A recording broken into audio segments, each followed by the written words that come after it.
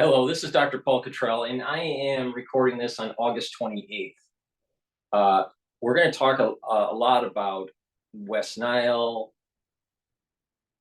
Eastern Equine Encephalitis virus, and what different cities or states are doing in the United States to try to mitigate the issue, and how you need to prepare not only to boost up your immune system, but also how to mitigate the negative effects of the spraying that they're doing in some of the cities or in some of the states. They're spraying in Massachusetts. My understanding is they're spraying in New York. We'll go over it and what you need to do to mitigate some of these problems. Then we're also going to talk a little bit about what's going on with Ukraine and Russia, a little bit about Trump. And also, this is going to be a broadcast that's going to cover a few topics. But with that said, please make sure you subscribe to all my channels. I have 4 channels on YouTube. I have Brighteon, Bitchute, and Rumble. It's really important that you subscribe to all those channels because there's censorship. There's certain things that I can say that can only go on, Rumble, Bitchute, or Brighteon.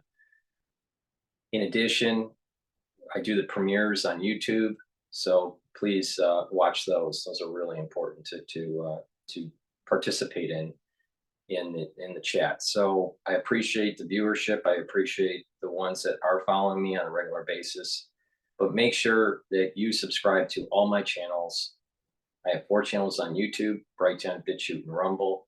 If you would like to help support my work, because I have thousands of videos for free, you can donate on my website, the-studio-reykjavik.com. The link is in the description of this video. Just click the link. It'll take you to my website, and you can donate through Stripe, PayPal, or buy me a coffee on the homepage at the very bottom. You can also be a paid member to my Patreon channel. That way, you are helping support the news coverage. In addition, higher tiered members on Patreon get access to some of my medical lectures on pulmonology and immunology. With that said, let's start with going over the news and talking about West Nile virus. For the ones that haven't seen it already, I have done a detailed overview of Mpox, what the proteins that are involved in the fusion, the proteins that are involved in shutting down the innate and the adaptive immune system, or the cell-mediated parts of the immune system. So I go into a lot of detail. So please watch the video that I did that is dealing with Mpox, a detailed overview. All right, I think it's about 45 minutes long or so, but it really gives you a good overview of what Mpox is. All right, I probably need to do one for West Nile and probably another one for Eastern Equine Encephalitis.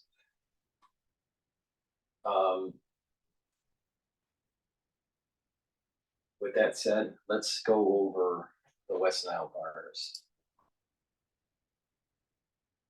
It's an alarming sight. Trucks driving through neighborhoods spraying large amounts of insecticide, with residents being told to stay inside. It's all talking about the outbreak of the mosquito-borne West Nile virus, which has even struck the nation's most famous doctor, Anthony Fauci. But what's it like to have West Nile? Les Trent spoke with some people who know firsthand.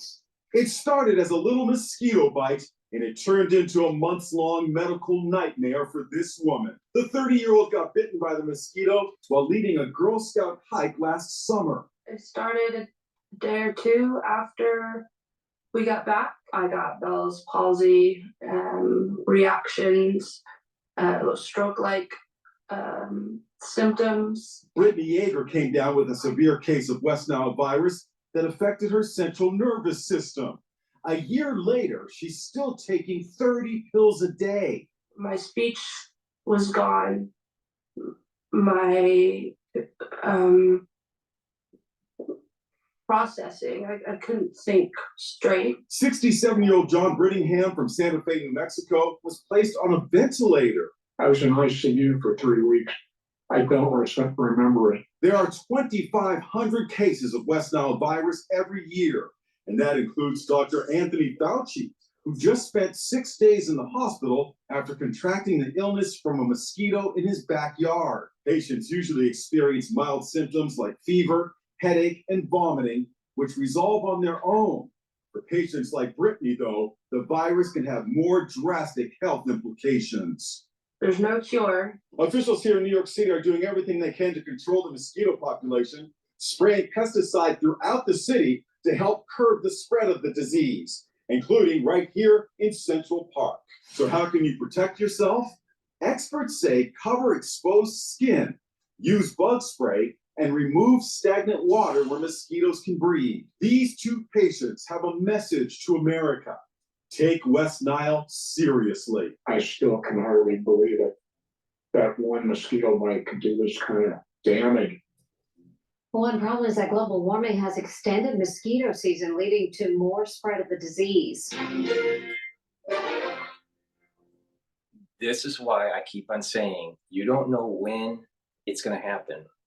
It may be a small probability for you, but if it does, certain types of diseases, if you contract them, may cause major illness. So it's low probability, high impact event. Again, this is part of the reason why I've been covering the crisis since 2020, because it's all about chaos theory. All right. And a lot of people don't pay attention. The ones that have paid attention, I've navigated you the best I can, and you fared relatively well. You need to pay attention on what I have to say about this, because there's two things that you need to worry about. One are the viruses that we're talking about that are low probability but high impact, like West Nile and Triple E. In addition, you need to mitigate the effects of the spraying that these municipalities are doing in your area. Remember what I said, and I'm not going to repeat myself on this video, but in detail, but it's about neutralizing pathogens, bringing down inflammation, and controlling reactive oxygen species. That way your immune system is revved up. So if a low probability, high impact event happens to you, you have a better chance. Okay. In terms of the mosquitoes, it's best not to go outside when the mosquitoes are out. So, at dusk, right? So stay indoors, so you're not getting bit, at night, and so that you lower down the probability. This is a low probability, high impact event. All right. If you happen to get it, you might die from it. All right. You might have severe long-term illness if you get it. But it's low probability, high impact. Okay. There's a lot of nefarious things that are going on out there. All right. It's suspect that this is all happening right before the general election for the presidential election. And we're probably going to see a ramp up of problems even in the Midwest, like the blue wall states where they're, in play. These are the battleground states. Right now, the problems are on the New England states and the eastern seaboard states. All right, so let's just kind of just step back and look at all the data points, not just the scientific ones, but some of the other ones that look like, well, there seems to be a coincidence with the general election. There's a lot of crazy stuff going on in the United States. They've been experimenting with using mosquitoes as inoculation vectors and all this stuff for vaccines. There's a lot of weird stuff going on. So how do you mitigate it? You need to boost up your immune system, like I've told you 1,000 times. But I'm going to go over some products where, if you're not feeling well right away, what you can do, and how to mitigate some of the chemicals that they're spraying. These chemicals not only are to try to kill off the mosquitoes and interrupt their life cycle chain, but when you breathe them in, or you touch a surface that's been sprayed, right? these are toxins. Now, these are toxins that need to be taken out of your body. Long-term exposure to these things, or a high dose short-term exposure, could cause neurological symptoms and other immune type issues. You got to filter this out of your body. So that basically means this. You need to go to my store, the-studio-reykjavik.com, and I have different ways to detoxify your body. One great way to detoxify your body is to get the zeolite. Zeolite is a compound that is a negative compound, a negatively charged compound that will attach to positively charged compounds, toxins, chemicals, and get those chemicals out of your body. When you take the zeolite, it's a dropper, and you just put it underneath your tongue, and it will soak up those toxins in your body, and you excrete them out through your urine in about 6 to 8 hours. All right, so you do this every day, right? And you just detoxify your body. But if you're being exposed to these sprays, you need to be doing this to make sure that you're mitigating the negative effects of these chemicals that they're spraying, because you're going to be breathing it in. And when you breathe these chemicals in, they will get into your bloodstream and affect your body. You may be touching surfaces, a tree or a bush, or something, a bench outside or whatever. You may touch something, your car, for example. You may touch something that has these chemicals on it. So you have to beware with this situation, especially if you have pets. You're going to be walking your pet around, and all of a sudden, you're exposing your pet to those chemicals. You're exposing yourself to those chemicals, and you're bringing them into the house. So you got to be careful with this. All right, these chemicals, long-term exposure, even in small quantities, can do damage to your health, and short-term exposure at high concentrations can do damage to your body. So you need to protect your neurons, and you need to protect your endocrine system.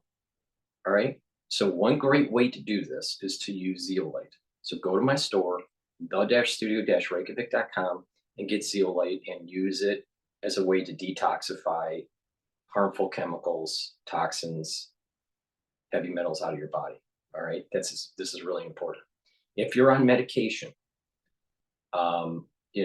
if you're on medication for whatever, zeolite might soak up your medication and get rid of it quicker. So you have to talk to your doctor before you take zeolite if you're on medication. All right, because the zeolite might take the medication out of your blood, and that might not be good for you if you need your medication. So just keep that in mind. In addition, there are other ways to mitigate some of these problems. All right, irritants. When you're breathing it in, you may get an irritant. So again, we're going into the cold season. So people are going to be exposed to SARS-CoV-2, RSV, influenza, different versions of influenza, potentially other things like mpox and others. Who knows? But the cold season, I think, is going to be problematic for the United States. I don't think it's going to be catastrophic, but I think it'll be problematic. So it's going to be important that the moment you get an irritation during the cold season, or even during a spraying, because a lot of people are going to start getting the throat irritation. What you need to do is go to my store, the-studio-reykjavik.com, and get the lozenges or the drops. I have it in honey, Manuka honey in a 21 count. I have elderberry zinc in a 21 count lozenges. And I also have 3 different versions of drops. I have cherry drops in a 100 count, honey lemon in a 100 count, and blueberry in a 100 count. All right. So you just take the drops or the lozenges. The moment you feel a irritation, okay? This is with cold season allergy season or even during someone spraying in your area, in your neighborhood. Because what happens is that you'll get this irritant, pathogen, antigen, or some sort of chemical irritant in your oral cavity. And if you have a mucosal lining that is disrupted, then that chemical, antigen, or pathogen can get into your system easier if there's a disruption in the barrier, in your epithelial lining barrier, and your mucosal barrier. So what you want to do is use these lozenges, and they'll soak up. You're secreting, and it's neutralizing this chemical. All right. If it's a pathogen, then it's neutralizing the pathogen because of the structural nanosilver. But the secretions are going to surround this chemical, and you're going to swallow it. Right. You're going to swallow it, and it's going to go through your digestive tract. All right. So, but the thing is that you're preventing it from getting into your upper airway, and you're preventing it to getting into your bloodstream through your upper system. Now, the key is that you have a good gut biome. So you need to take a good probiotic. I have 2 probiotics. I have a powder probiotic, and I have a VeggieCap probiotic on my store. So you go to my store, the-studio-reykjavik.com, and get a good probiotic to make sure that your GI tract isn't inflamed and that you have a good gut biome. So when you swallow these things, when you ingest these chemicals, because you're breathing it in and you're swallowing it, that you're reducing the chances of it getting into your inner lining of your gut. If you have a good gut biome and a good mucosal lining in your gut, these chemicals will just pass through your GI tract, right? But you add the probability of it getting into your system if you're breathing it in without using the lozenges, and you're increasing your chances of getting it into your system if you have a bad gut biome, because you're swallowing. You're breathing in and you're swallowing, and it can get in your system, right? So you're trying to mitigate that, all right? These chemicals that they're spraying are not good for your neurons, all right, or your endocrine system or your immune system. So you don't want them around, all right? But it's going to be hard to prevent you from breathing this stuff in as they're spraying, because it's just going to dissipate. So get some bags of lozenges, and the moment you have an irritation, or the moment you are starting to notice that they're spraying in your area, take some of these lozenges or drops. Okay, so you're soaking up some of those chemicals that you're breathing in, and you're just swallowing it down. Right? Like I said, use some of my probiotics to maintain a good gut biome, and it will help to mitigate that. Zeolite, you take the Zeolite, assuming you don't have any medications, right? You're not taking any medications, and you take the Zeolite and you just detoxify your body from the chemicals that are being sprayed for the West Nile virus, or they're even spraying for E. So they're trying to get rid of these mosquitoes. They're going to spray a lot. If this starts to get higher cases, they're going to spray a lot across the country. All right. So you got to be prepared. In addition, the things that I'm telling you are going to help you through the cold season too. So there's a dual purpose here. All right. So, but the key is that if you are in an area and they're spraying, use the lozenges or the drops to mitigate some of that chemical in your throat, and just swallow it. And then as you're using the lozenge, and then take the Zeolite. If you're on medication, you need to talk to your doctor before you're on Zeolite, because the Zeolite might inhibit the medication. All right, because the Zeolite is going to try to take those toxins and chemicals out of your body that shouldn't be there. And most allopathic medications are synthetic. So, okay. With that said, please go to my store, the-studio-reykjavik.com. Get the lozenges, get the Zeolite. All right. Another way is that the structural nanosilver gel that I have, just lightly coat your nostrils. All right. So as you're breathing in, you're creating a barrier. So it's harder for those chemicals that they're spraying to get into your respiratory tract. All right. But the thing here is that you have to mitigate. Don't be outside when they're spraying. Don't be outside at night. Just so you're staying away from the mosquitoes. Of course, keep water out. Keep stilled water away from your house so that you're not breeding. And you're going to need to mitigate these chemicals that they're spraying. The zeolite is going to be a major way to do that. All right. So just pay attention to this.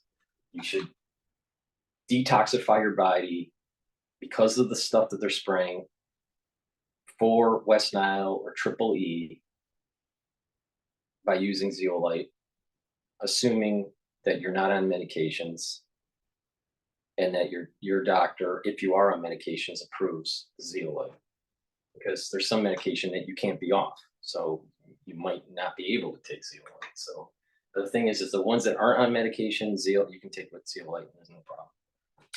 All right, so with that said, let's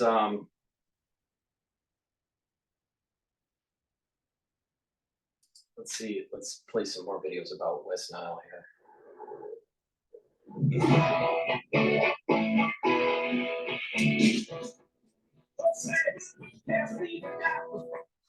This morning, several towns across the Northeast on alert, some even closing outdoor public areas and issuing voluntary curfews to prevent the spread of potentially dangerous mosquito-borne illnesses. The country's well-known infectious disease expert, Dr. Anthony Fauci, hospitalized after contracting West Nile virus. The 83-year-old now home and expected to make a full recovery. The CDC saying West Nile has been detected in more than 30 states. Experts warning rising temperatures and rainfall are boosting the mosquito population, leading to an increased risk for mosquito-borne infections. Given the fact that the climate is getting warmer, more and more mosquitoes are outside, so we have to make sure that we're mindful of that. Right now in Massachusetts, public health officials declaring 8 communities, including Boston, at high risk for West Nile. I do have some bug spray if I do notice, and then I'll just zip myself. See, this is what I'm talking about. Parks and fields Even with just not even including what the city will be spraying with the trucks into your neighborhood. People are using bug spray all over the place now. So there's toxins. These are things that are not good for your pet, not good for your body. So you're going to have to, if you're around people that are spraying constantly, you're breathing that in, you're touching that stuff.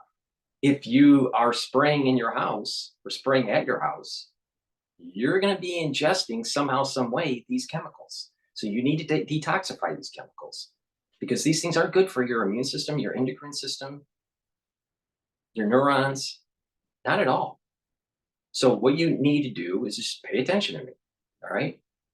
The structural nanosilver gel, just lightly coat your nostrils as a barrier, right? The zeolite to take out those toxins that you're ingesting, assuming that you're not on medication, all right? And if you're on medication, you need to talk to your doctor about that, because certain medications you're not going to be able to use if you're going to try to detoxify your body with zeolite.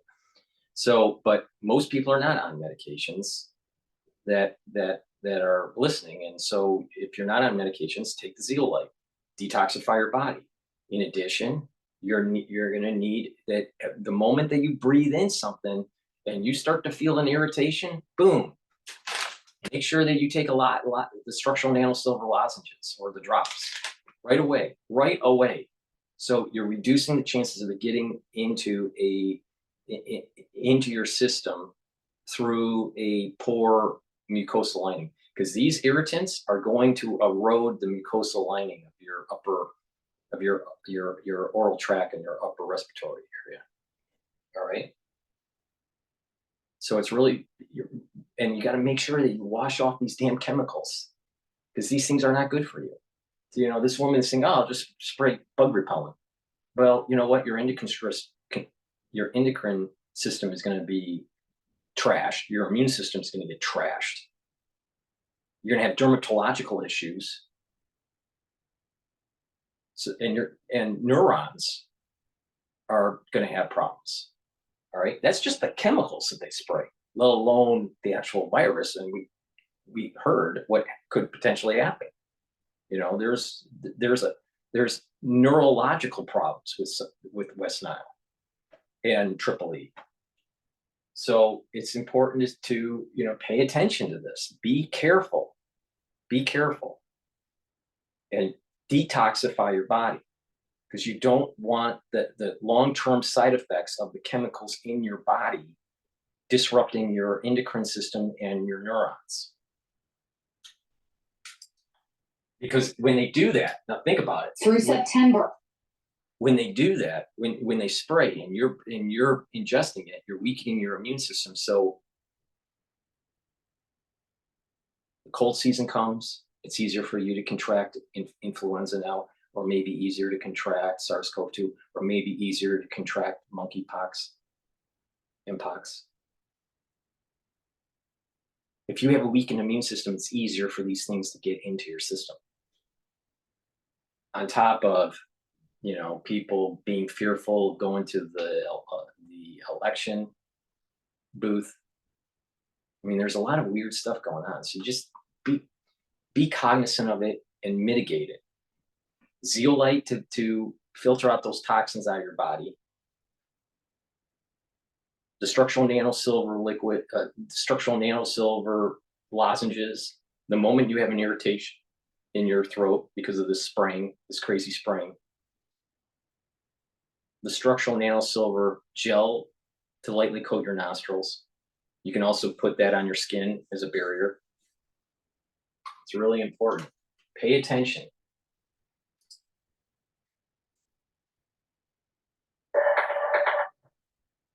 All right, let's play this one now.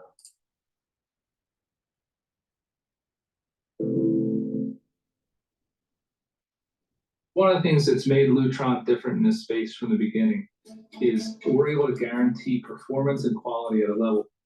This morning, communities across Massachusetts are on high alert after state health officials confirmed the first case of Eastern equine encephalitis in 4 years. The patient, an 80-year-old man in Worcester County. It definitely makes me think about it. I don't know if I wouldn't go out. I'd probably just wear long pants and long sleeves. EEE is a rare but very serious virus that can cause severe swelling of the brain.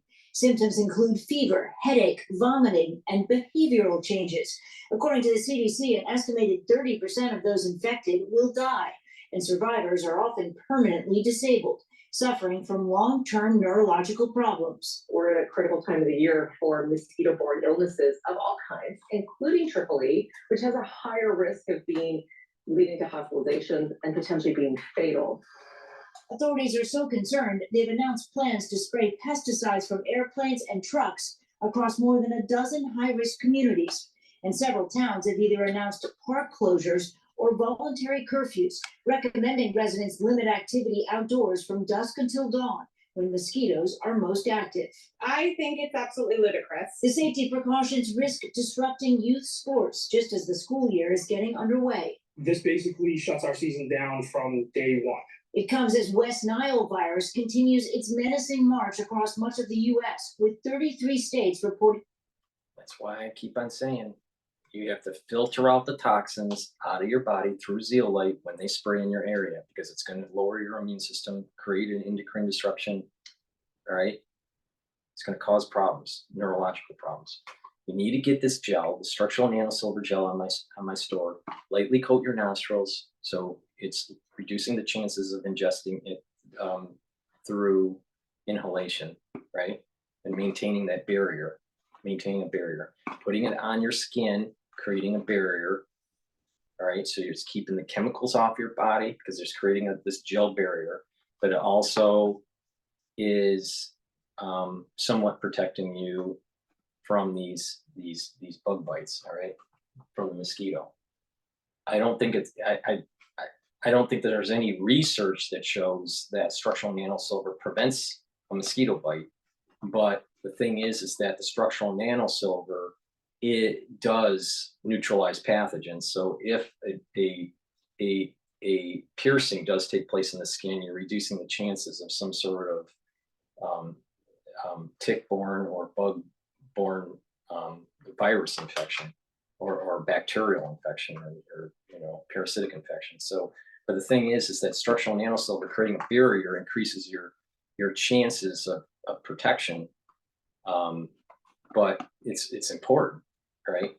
Now, there's irritation that takes place when you get a bug bite. And I have this Even Better bar. This is made from essential oils from the Himalayas, all natural. All right. If you get a bug bite, a mosquito bite, rub this on the mosquito bite. The itching will go away. So you're reducing that inflammatory response. All right. And reducing the chances of getting a larger wound. All right. And it'll heal quicker. All right. So you should be getting the Even Better bar and applying it on a bug bite right away. All right. And that will kind of help heal the situation. All right. It eliminates the actual itching from the bug bite. Now, because of the toxins breathing in the toxins and these viruses affect the nervous system, it's important to take certain things that are neuroprotective. All right. And that you want to reduce that kind of the reactive oxygen species. So NAD plus is a new product that I have on my store. This will help to have energy for the cell, but it also helps with neuroprotection. All right. It helps the neurons. So please go to the store and get the NAD plus to maintain this neural health. All right. So let's continue with the video here.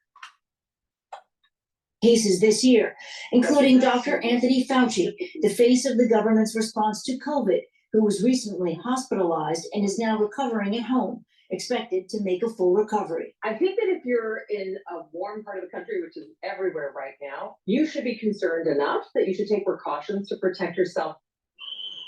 Tonight, central Massachusetts on high alert for a potentially deadly mosquito-borne virus called Triple E, after an elderly man became the state's first case since 2020.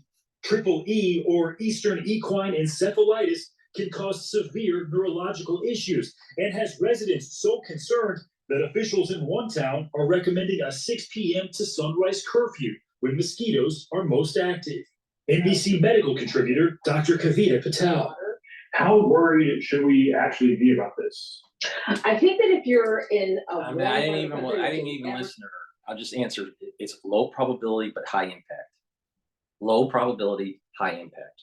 If you get Triple E, you have a problem. All right, but it's low probability.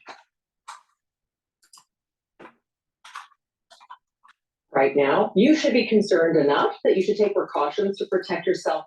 That includes West Nile virus, now reported in 33 states. One of those cases, infectious disease expert Dr. Anthony Fauci, recently hospitalized with the virus. It feels like we're seeing more mosquitoes, but are there actually more mosquitoes out? We are seeing higher mosquito activity than in summers past, but that's because we are seeing longer and more protracted summer seasons. So how can you keep safe? Apply insect repellent, wear protective clothing, and drain standing water outdoors. Okay, so draining the water outdoors so they can't breed, great idea. Cover your, full body cover for your clothing, right? Good idea, right? But this insect repellent is toxic to your body, to your pets. The stuff that they're going to be spraying in your community is toxic. All right, it's going to affect your endocrine system, and it's going to affect your nervous system. And this is why I keep on saying you need to kind of protect your body. You boost up your immune system, boost up your endocrine system, and boost up your neural health. All right, because high dose in a short amount of time can do damage to your body with these chemicals that they're spraying. Also, low dose, over a long period of time can also affect your body. All right. That's why you need to detoxify this stuff out of your body with the zeolite. Detoxify this stuff out of your body with the NAC. The NAC is an antioxidant and also helps to detoxify your cells. So the NAC is really important to take. All right. So, and by doing that, by taking things that are an antioxidant and help to detoxify the body like NAC, then you're going to be improving your immune system. NAD plus, like I said before, helps to boost up the energy of your cell, but it also repairs your damage to your DNA. Well, these chemicals are going to be damaging your DNA, and these chemicals are going to be damaging and putting stress on the cell. So you need to take strong antioxidants and stuff that will help to repair mitochondria and DNA. And that's what NAD helps with, on top of the neuroprotection. All right.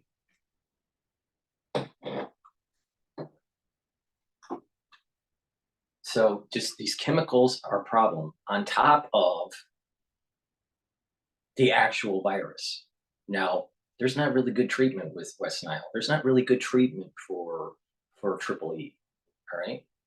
All you can do is do some prophylactic things to try to boost up your immune system, create these barriers, like taking the structural nanosilver gel and creating a barrier on your skin and your nostrils, lightly coat your nostrils, creating barriers the moment you feel an irritation, in your throat. Take a lozenge or a drop. Improve your gut health by taking a probiotic, stuff like that, right? Taking stuff like olive leaf extract, which helps to boost up the immune system by bringing down inflammation. If you're chronically inflamed, your immune system is down. This also helps with cardiovascular fitness by bringing down LDL and helping with HDL. But olive leaf extract will help to boost up your immune system. The better your immune system is, the better it is to fight something that it hasn't seen before. The weaker your immune system is, the harder it's going to be to fight something it hasn't seen before.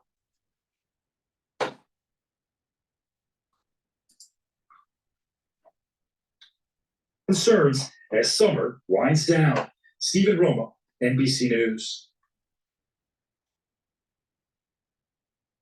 I'm not trying. Paying $14.99. I'm trying to teach people that you can take charge somewhat of the things that are going on in your life. And in this part of the video, it's all about how to get those chemicals out of your body that people are spraying around you, especially the municipality, and how to try to mitigate insect-borne pathogens. There's no silver bullet, but the thing is that it's about, it's about trying to improve your health. Eye on Health is live tonight. More crews are spraying for mosquitoes in North Texas. We have talked about that with you. They're hoping to fight West Nile virus. Okay, so we have it in Massachusetts. We know that they're doing it in Massachusetts, the spraying. We know that they're spraying in New York and now in Texas. Human cases in our area and really around the country. Last week, Denton reported 3 human cases, and today we learned that Dr. Anthony Fauci had to stay in the hospital for almost a week after he contracted the virus. Thankfully, he's now home recovering, but we do have to start off with this topic. We've got Dr. Carol Holloway from Baylor Scott and White with us tonight. First question is, we've seen kind of how the cases are piling up in our state, symptoms we should watch for, and is there any one particular group of people that's maybe more at risk of getting it? Yes, so you want to watch for fatigue, fevers. In serious cases, you can also see tremors, dizziness, confusion. At this point, still, about 80% of people who contract this virus will be fine. Okay. I may not feel anything. Okay, so that's good news. Anybody that's more susceptible, and also I guess some people get a bite and they say, "Oh, no big deal." First of all, you don't know if that mosquito is going to give you the triple E or the West Nile. And again, like I said, in terms of severity, all right, it's a low probability event, but high impact. All right, low probability, high impact. But the other side of the problem here is that all the spraying that's going to disrupt your endocrine system, affect your skin, affect your immune system, and your neurons. The stuff they spray is not good for your body, period.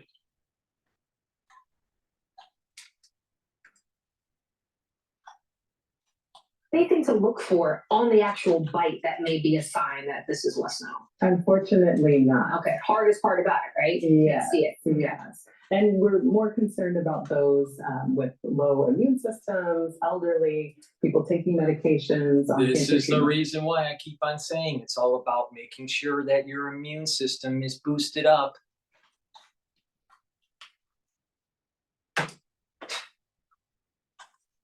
Things like that can decrease their immune system. Okay, good reminders. Remind us how we can protect ourselves from this, because I know, the spraying is going on. We'll always say mosquito spray, long clothing. Is there anything else we can do? Repellent is big, long clothing, as you said. If you can stay inside in the AC, that's great. Make sure you have screens on your windows and doors, because this heat that we have. Now, one thing in their recommendation is about making sure that your endocrine system is boosted up and healthy and in homeostasis. Now, one thing did they say about boosting up your immune system? Now, one thing did they say about bringing down chronic inflammation? Because trust me on this, I know what I'm talking about. Chronic inflammation is going to reduce your immune system. People that have stress in their cells and have high reactive oxygen species are going to bring down their immune system. That's why you need to take strong antioxidants. You need to improve your endocrine system with that proper diet, proper exercise, and proper supplementation. I told you a great way to do that is taking the turmerics and the ashwagandhas and the lignans. Repair the stress that is damaging your DNA and your mitochondria by taking NAD+. Detoxify your cells and boost up your glutathione levels so you can soak up those free radicals better by taking NAC. And NAC is synergistic with C60. C60 is really strong as an antioxidant. It soaks up those free radicals. So it's reducing the cellular stress and helps to improve your mitochondrial health, so you have energy that will be needed for your immune system and your endocrine system. So go to the store, the-studio-reykjavik.com, and get the C60. I have it in extra virgin olive oil. I have it in MCT coconut oil. And I also have it in avocado oil. C60 is the buckyball. It's a molecule that is 60 carbons. It is dissolved in an oil, in avocado or extra virgin olive oil or in coconut oil, because it's lipid soluble. And the C60 will soak up those free radicals in the body. These chemicals that they're spraying are going to create a lot of free radicals in your cells. You need to soak those up, or you're going to have cellular damage. So take the C60. And synergistically, you're taking the NAC to help to detoxify those cells and to boost up your glutathione levels, right? And that's an antioxidant. And this will help with neural health. The NAD plus helps to boost up the energy levels. Really important, but it's gonna help with DNA repair. You think your cells are gonna work really well with DNA problems with damage, DNA damage? No, they don't. See, these recommendations here are only first level.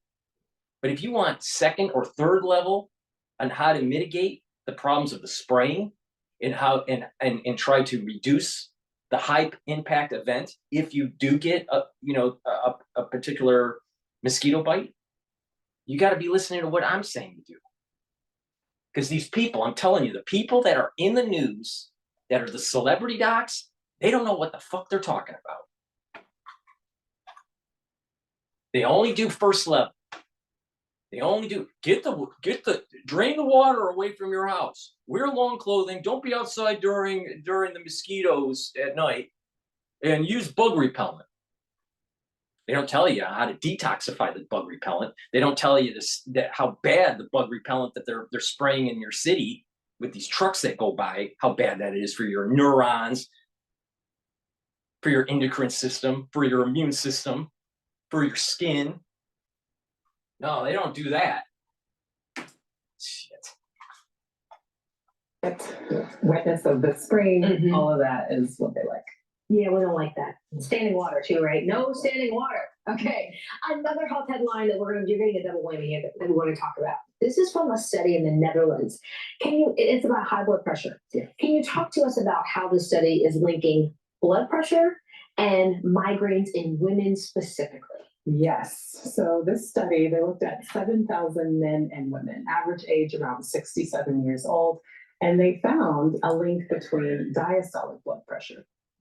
Time now is 6:03. While you were sleeping, we learned the Centers for Disease Control and Prevention is now reporting 6 confirmed human cases of West Nile virus in Georgia, including 4 cases in Metro Atlanta. Alumni's Liza Lucas joining us live with one woman's story from right here in Atlanta. Liza, this virus starts from something we've all experienced, just a little mosquito bite. That's right, and so often we don't think much of it, and that's what Ann Diller said. She saw those pesky mosquitoes, put it away. It's just part of summer, she says, but she continues right now to be stuck in a hospital bed. So now she's using her story and her experience to warn others.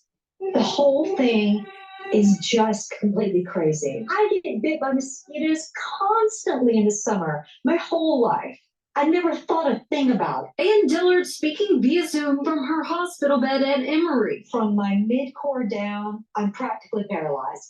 I can feel it, but the muscle strength is gone. What started as a rash, she says, soon spread across her body, and then came other symptoms. I was starting to feel a little off, like, weak and sort of low appetite. I feel like I probably just had COVID or the flu or something. I'm just blowing it all off. But then it got worse. I get up to go to the bathroom in the middle of the night, put my legs over, and they buckle underneath me. Once at Emory, doctors ran her through multiple tests before she got the news. Saturday, interestingly enough, like 10 minutes after the report about Dr. Fauci came, the former top U.S. infectious disease expert who confirmed he'd been hospitalized with West Nile. The neurologist came in and said, it's West Nile virus. And I was like, you are kidding me. The virus spreads through mosquitoes, and right now the CDC is reporting 6 cases across Georgia. Dillard lives near Pond City Market and says she's not been camping and has not traveled. Okay, So we have Texas, Atlanta, Georgia, we have New York, Massachusetts. This is gonna be a problem. An infected mosquito around her home or over by the nearby Beltline. Ahead of what's sure to be a busy holiday weekend, she now wants others to be aware. If I could do anything to prevent anyone from going through this, it's totally worth it. Now, so far, the CDC is reporting cases in Hall County, Cherokee, Fulton, and DeKalb. And Ann tells us that she will be moving to rehab next. She's got a lot of physical therapy in front of her. And unfortunately, there's no full-time line on how long recovery could take. This is why it's so important once you get this, and it's, showing the manifestations of the neurological diseases, that you need to be taking things like what I'm saying, the NAD plus, the NAC, the ubiquinol, You got to be boosting up your immune system, right? You got to bring down those reactive oxygen species by taking the C60s. The neural health protection is going to be really, really important on this. All right. So like I said, I'm going to repeat myself here. NAD plus, it helps with energy. So that's going to provide more, more energy source for your cells to be healthy and for metabolism. But not just that, NAD plus helps to repair DNA damage. All right. And it helps for neuroprotection. Okay. NAC is an antioxidant. It helps to bring up your glutathione levels. That's really important because you're going to need to soak up those free radicals because the chemicals they spray, and if you do get something, you're going to have a lot of free radicals. All right. You need to soak those up. NAC also helps to detoxify the body. So that's going to be important, especially with the chemicals that they spray. And on top of this, this helps with mental health. So there are going to be a lot of people that have, certain types of mental health issues, and mood swings and anxiety and all that. Taking NAC will help to kind of mitigate some of those problems. So it helps with mental health. So NAC helps with mental health. It helps with bringing up your glutathione levels. It's a strong antioxidant, and it helps to detoxify the body. Olive leaf extract, really important to boost up your immune system by bringing down that inflammatory response. It also helps with the cardiovascular, so it's a dual purpose. And like I said, the C60, either in extra virgin olive oil or avocado oil or coconut oil, really important to take a teaspoon of this a day to soak up those free radicals. C60 is synergistic with the NAC. The NAC helps to bring up your glutathione levels as an antioxidant, and the C60 soaks up those free radicals directly with the C60 molecule. So you're attacking it in two different directions. Really important. If you do get a bug bite, to reduce that inflammatory response, get the even better bar and apply it on the bug bite, and it'll reduce that itching. And by reducing the itching, you're not going to keep on scratching it and making the wound worse. So please go to the store and get that. And like I said, create a barrier on your skin so it prevents the chemicals from touching the skin, right? And then you're also lightly coating your nostrils to create a barrier so you're not breathing. You're protecting that epithelial lining in your nostrils. So when these chemicals that you're breathing in, they don't get into your system as easily. So that's really important. The moment you feel an irritation in your throat, because we're going into the cold season, right? The moment you get an irritation in your throat from the chemicals they spray or from the cold season, use the lozenges or the drops. Really important, and you'll mitigate it right away, right? And you're neutralizing that reaction. And hopefully, what happens is that it keeps it at bay, and it doesn't make it worse. It doesn't. The chemical that you're breathing in, if it creates a lot of irritation, it's going to create a lot of disruption on that membrane. So you're going to be weakening your innate immune system. You don't want that. So you want to maintain that barrier.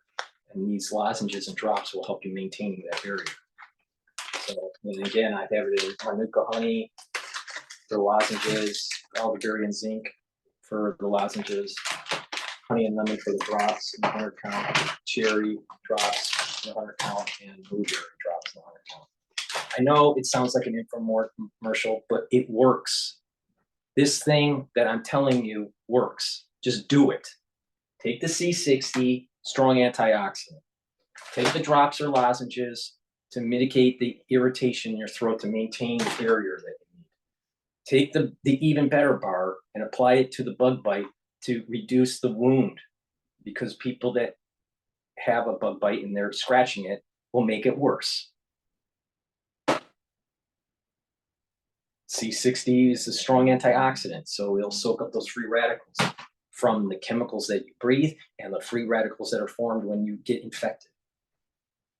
Olive leaf extract boosts up your immune system, also helps with your cardiovascular system. The NAD+, really important to help to heal your DNA damage from the chemicals or from the infection. It will help to improve your energy levels and help as a brain health, to help with brain health. NAC is a strong antioxidant. It boosts up your glutathione levels, so it'll soak up those free radicals. It's synergistic with C60. And it also helps to detoxify the cell, and it will help with mental health. It'll improve your mental health.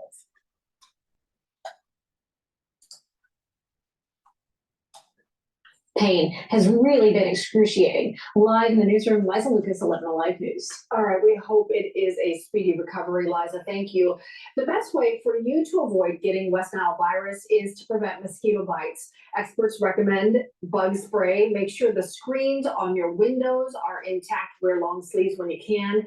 And it's a good idea to remove standing water from around your home. For a closer look at Dillard's story and what we know about these current cases of West Nile in Georgia, you'll find more information on 11alive.com or download our free 11 Alive mobile app.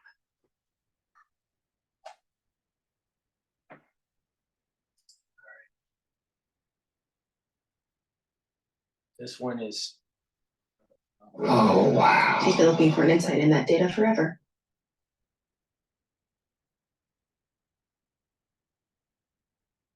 Before we go to Mpox,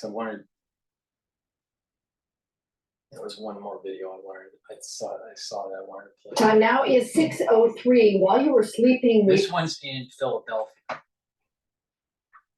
it's not unheard of, but a rare and potentially deadly mosquito-borne virus has prompted nearly a dozen U.S. towns to close the public parks at night and restrict outdoor activities. This virus spreads through infected mosquito bites, with 1 of 3 confirmed U.S. cases now in Atlantic County, New Jersey. This comes as West Nile virus cases have emerged, including in Camden County. Action News anchor John Paul joins us now live with what you need to know, as well as how you can protect yourself. John. Yeah, sure. So you're talking about Eastern Equine Encephalitis. That's what it's known as. And it was just found in New Jersey, also in parts of Massachusetts. Also, West Nile virus has been found throughout the viewing area. Both of these diseases have the potential to be deadly. These are very dangerous. That's why places like the Bucks County Health Department, they're trying to get ahead of this. They're targeting areas and treating for mosquitoes. All mosquito technicians throughout Pennsylvania carry one of these. The mosquito control coordinator at the Bucks County Department of Health is on the hunt for tiny insects causing big problems. If there was West Nile present in a mosquito, we know about it in Bucks County. In fact, West Nile has already been discovered in mosquitoes all across the area, thanks to an aggressive testing campaign. The mosquitoes lay their eggs on the surface of the water. Developing these traps set out to capture mosquitoes. The specimens are then shipped off to a state lab for testing. Infected mosquitoes have been found in nearly every county in Pennsylvania. The amount of West Nile activity that we've seen has been relatively high this year compared to, say, Pennsylvania is a battleground state. See what I mean? You got to zoom out and don't just look at the science data points, but also some of the other metadata points, right? And then come to a conclusion.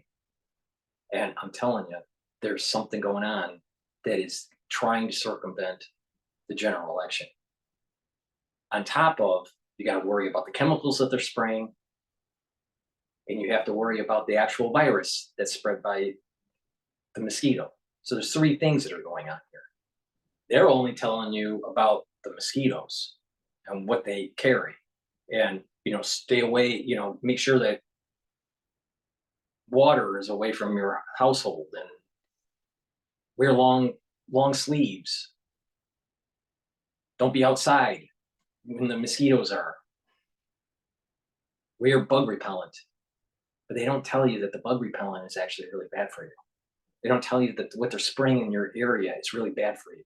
This is the reason why you need to boost up your immune system and boost up your neural health.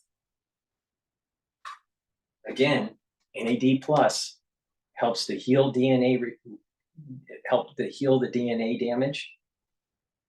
It'll help with boosting up your energy levels, and it will help with brain function. NAC is a strong antioxidant. It helps to detoxify the cells. It brings up your glutathione levels, which is a strong antioxidant. It's synergistic with C60, and it will also help to improve mental health. Olive leaf extract, boost up the immune system. Really important. Trust me on this, really important.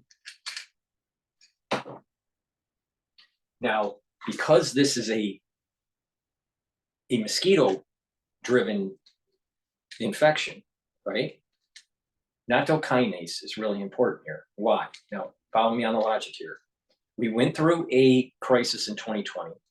People have either contracted a natural infection and or also had inoculations that cause disruption with our cardiovascular system, and the clotting cascade is problematic. So there's more people that are getting clots. Well, this is through blood, all right? The mosquito pierces the blood, and it happens to have these viruses, either West Nile or EEE or other viruses, all right? So it's going through the bloodstream, and it's causing an inflammatory response. Your body is saying, hey, I have something that's foreign, and it starts creating all these pro-inflammatory cytokines. In the cardiovascular system, that may trigger clotting because of the inflammatory response that's being elicited, all right?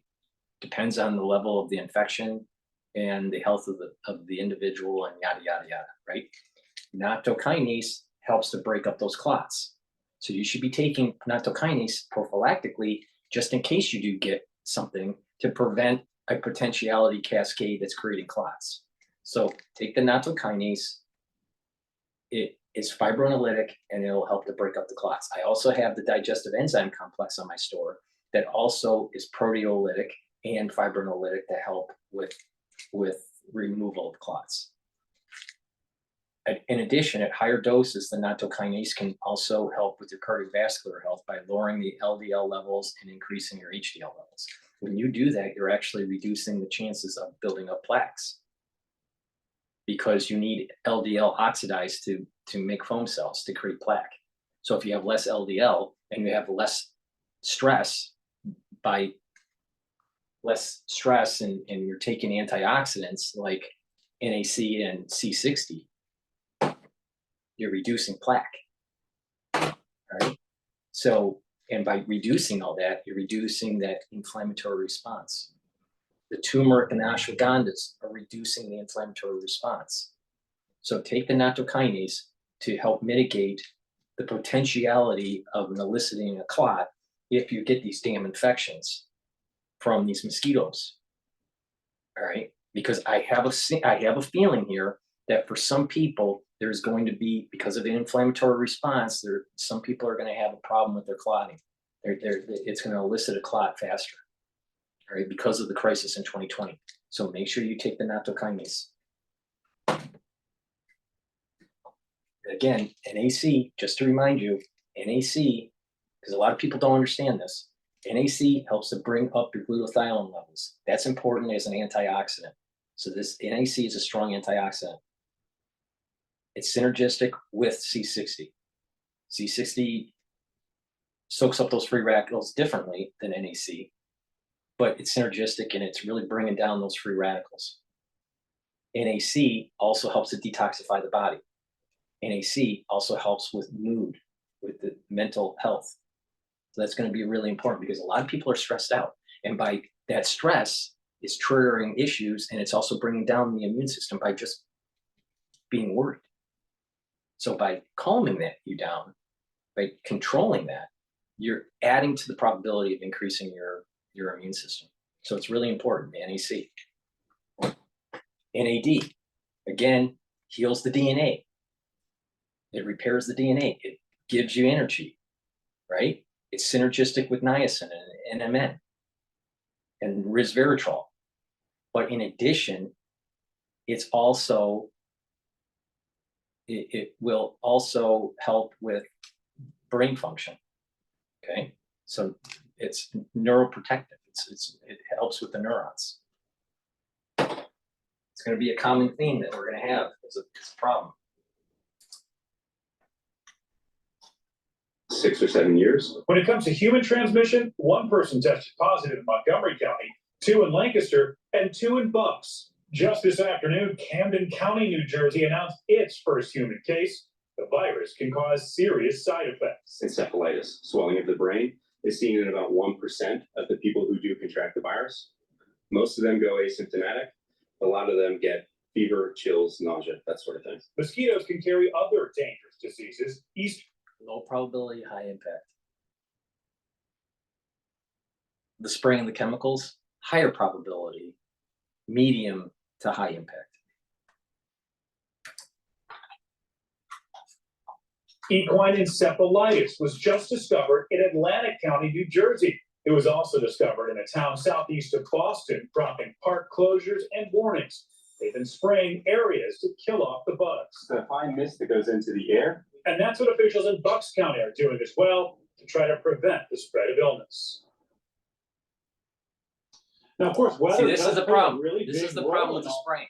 Does it kill off the bugs that are killing off the mosquitoes that are causing the illness? Yes.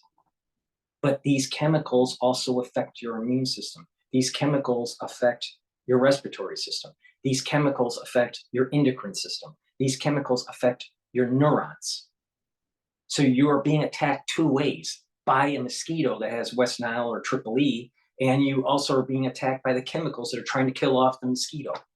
This is why it's so important to detoxify your body with the zeolite.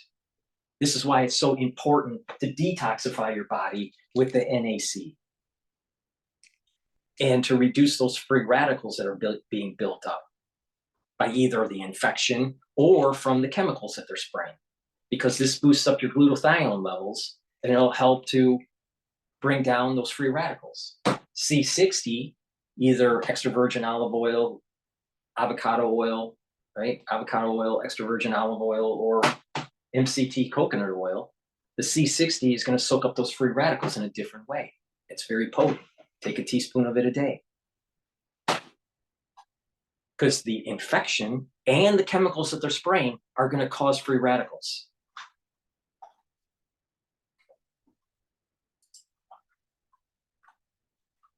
As well, the mosquitoes just love it when it's warm outside like it is right now. So health officials are asking everyone to take some precautions, dump any standing water you might have in your yard, wear long sleeves, and of course, always wear mosquito repellent as well.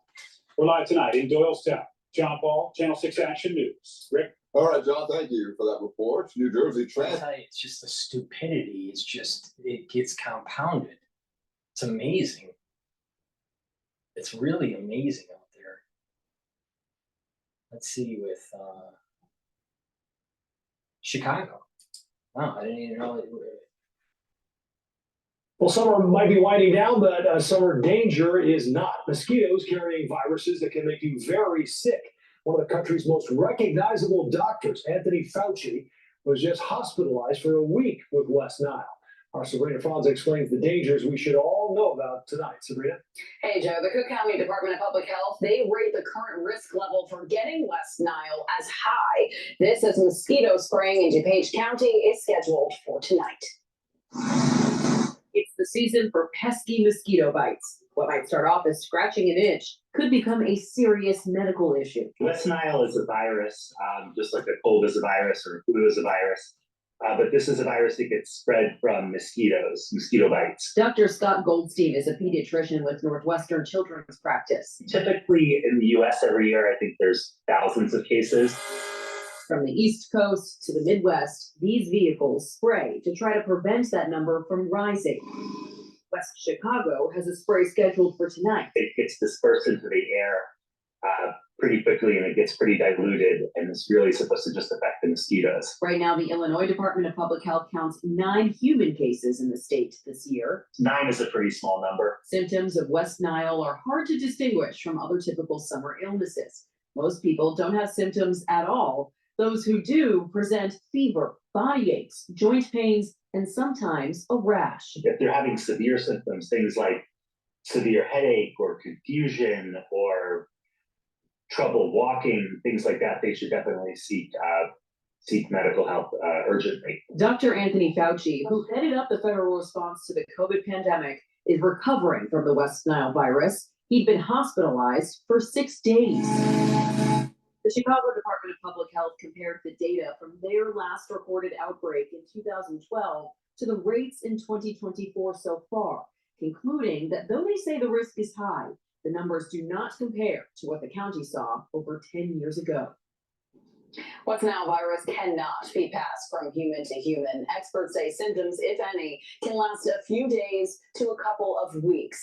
They recommend using insect repellent, wearing loose clothes, and staying away from pools of water at dusk and dawn to minimize risk. Joe? Thanks, Sabrina. All right, so it's not human to human transmission, just bug, from mosquito to human. Okay, problem, because there's a lot of mosquitoes out there. But the spraying weakens the immune system. That will be a cascade event for other infections during the cold season. So the mpox could maybe take hold easier. RSV may take hold easier. Influenza may take hold easier. SARS-CoV-2 may take hold easier. Now, do you see the problem? There's a cascade event.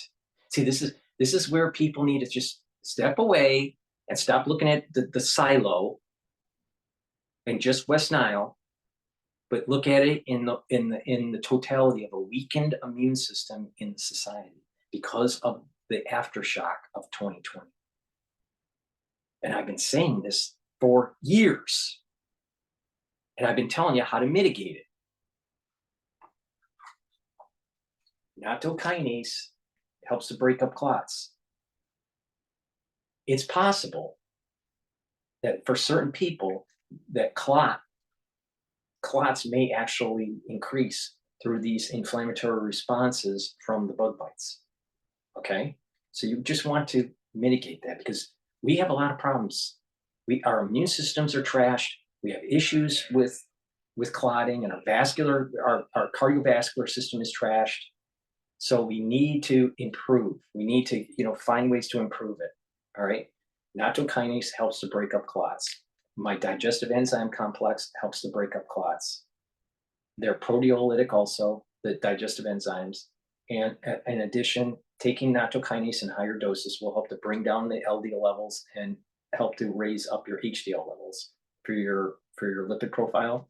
That means that your cardiovascular system is getting healthier, and you're reducing the chances of building up plaques. And by having less LDL, you have less chance of building up foam cells. And that's built up through an inflammatory response because LDL gets oxidized and gets eaten up by macrophages and turns into foam cells. That's what creates the plaque. All right, so this helps with your cardiovascular health, but it also helps with mitigating clots. Right, and I have a feeling that what's going to happen is if a lot of people are getting bug bites this year, that this may create a cascade, an inflammatory response within your vascular system that may cause these, some sort of microclotting issue. All right. Again, NAD+. A lot of people don't know about it, so that's why I keep on repeating myself. NAD+ helps heal damaged DNA, right? It repairs DNA. It helps with boosting up the energy of the cells, and it helps with mental health. All right, really important. I'm sorry. NAD+ helps with neural health. All right. The NAC helps with the mental health, and the NAC is a strong antioxidant. It helps to bring up the glutathione levels, and it helps to detoxify the body. Really important. Olive leaf extract, boost up the immune system. Also helps with the cardiovascular health. K2, MK7 helps with bone health, joint health, and also cardiovascular health, especially if you follow the protocol that I said. And ubiquinol. Ubiquinol is the active form of CoQ10, right? Ubiquinol helps to boost up your energy. It's an antioxidant, and it also helps to protect neurons. So please go to the store and get the ubiquinol. All right, I want to play.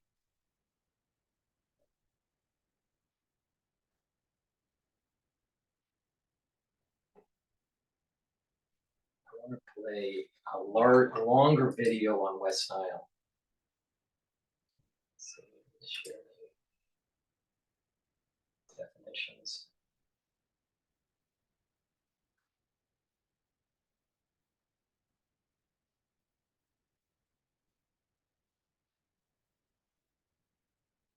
I want to jump on this. This is a little bit more of a detailed view. It's West Nile virus disease, effects of B cell depleting therapies. That might be a little bit too.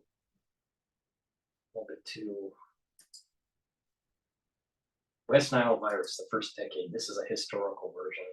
All right, let's see. Hello, everybody. I'm Richard Ayler, and Division of Infectious Diseases. Sorry about the typo there. It's very sloppy. With the Morsani School of Medicine, I always like to put that in.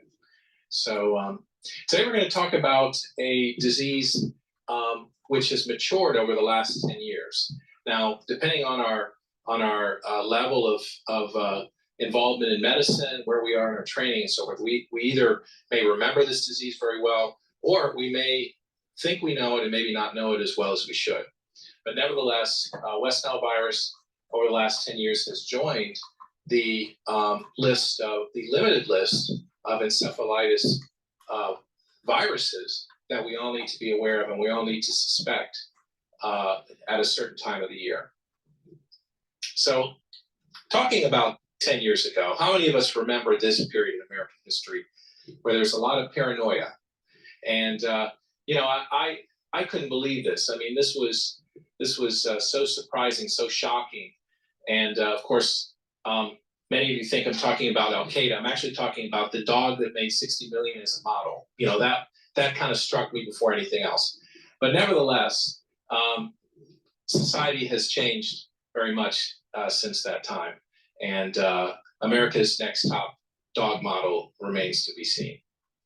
So talking about the history of West Nile virus, I think it's important to remember that this is a relatively old virus, but one that we really became aware of at the turn of the 21st century. It really emerged from obscurity in 1999 in New York. Some of you may remember that. It produced 62 cases of encephalitis and 7 deaths. And the means of importation was not initially known. What we do know is it started in the New York area and then spread across the country. And as it spread, there's been very little subsequent genetic evolution.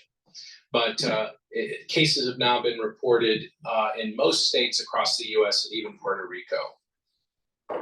So many of you may know that West Nile virus is a flavivirus, and it's a single-stranded RNA virus with 11,000 nucleotides.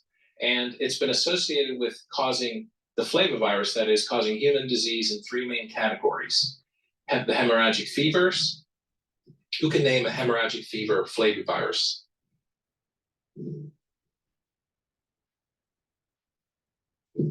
Dengue fever, right? So dengue is a flavivirus that causes yellow fever as well. Encephalitis viruses, such as Japanese encephalitis virus and St. Louis encephalitis virus. And then it's also a cause of febrile illness, and West Nile virus can cause a febrile syndrome. There are 3 phylogenetic clusters that these viruses are categorized under: those with no known vector, those that are tick-borne, and those that are mosquito-borne. And among the mosquito-borne ones include several of the common encephalitis viruses that we all know, like Japanese encephalitis, St. Louis, and West Nile virus. Now, humans are not an amplifying host. Primarily, this is seen among bird viruses, And so we're incidental hosts. We're unfortunate bystanders who get exposed. Now, West Nile virus was called West Nile virus because it was found in the blood of a febrile woman in the West Nile district of Uganda in 1937. And up until recently, it was a well-characterized virus associated with not just humans, but also birds and other vertebrate animals, mostly in Asia, Eastern Europe, and Africa. And interestingly, if you pull up this reference, which I list the reference on the bottom, it was actually thought to be a promising cancer therapy in the 50s. But when they utilized West Nile virus infection, what was interesting is the encephalitis rate was quite high, which probably made it a poor cancer therapy, 11%. And patients had a lot of neurologic symptoms and prolonged viremia. And what was interesting was the virus was noted to have persisted longer in the organs than in the serum. So this is a virus that tends to disseminate in a widespread fashion, and its presence can persist in the peripheral organ tissue, including the brain, for a prolonged period of time.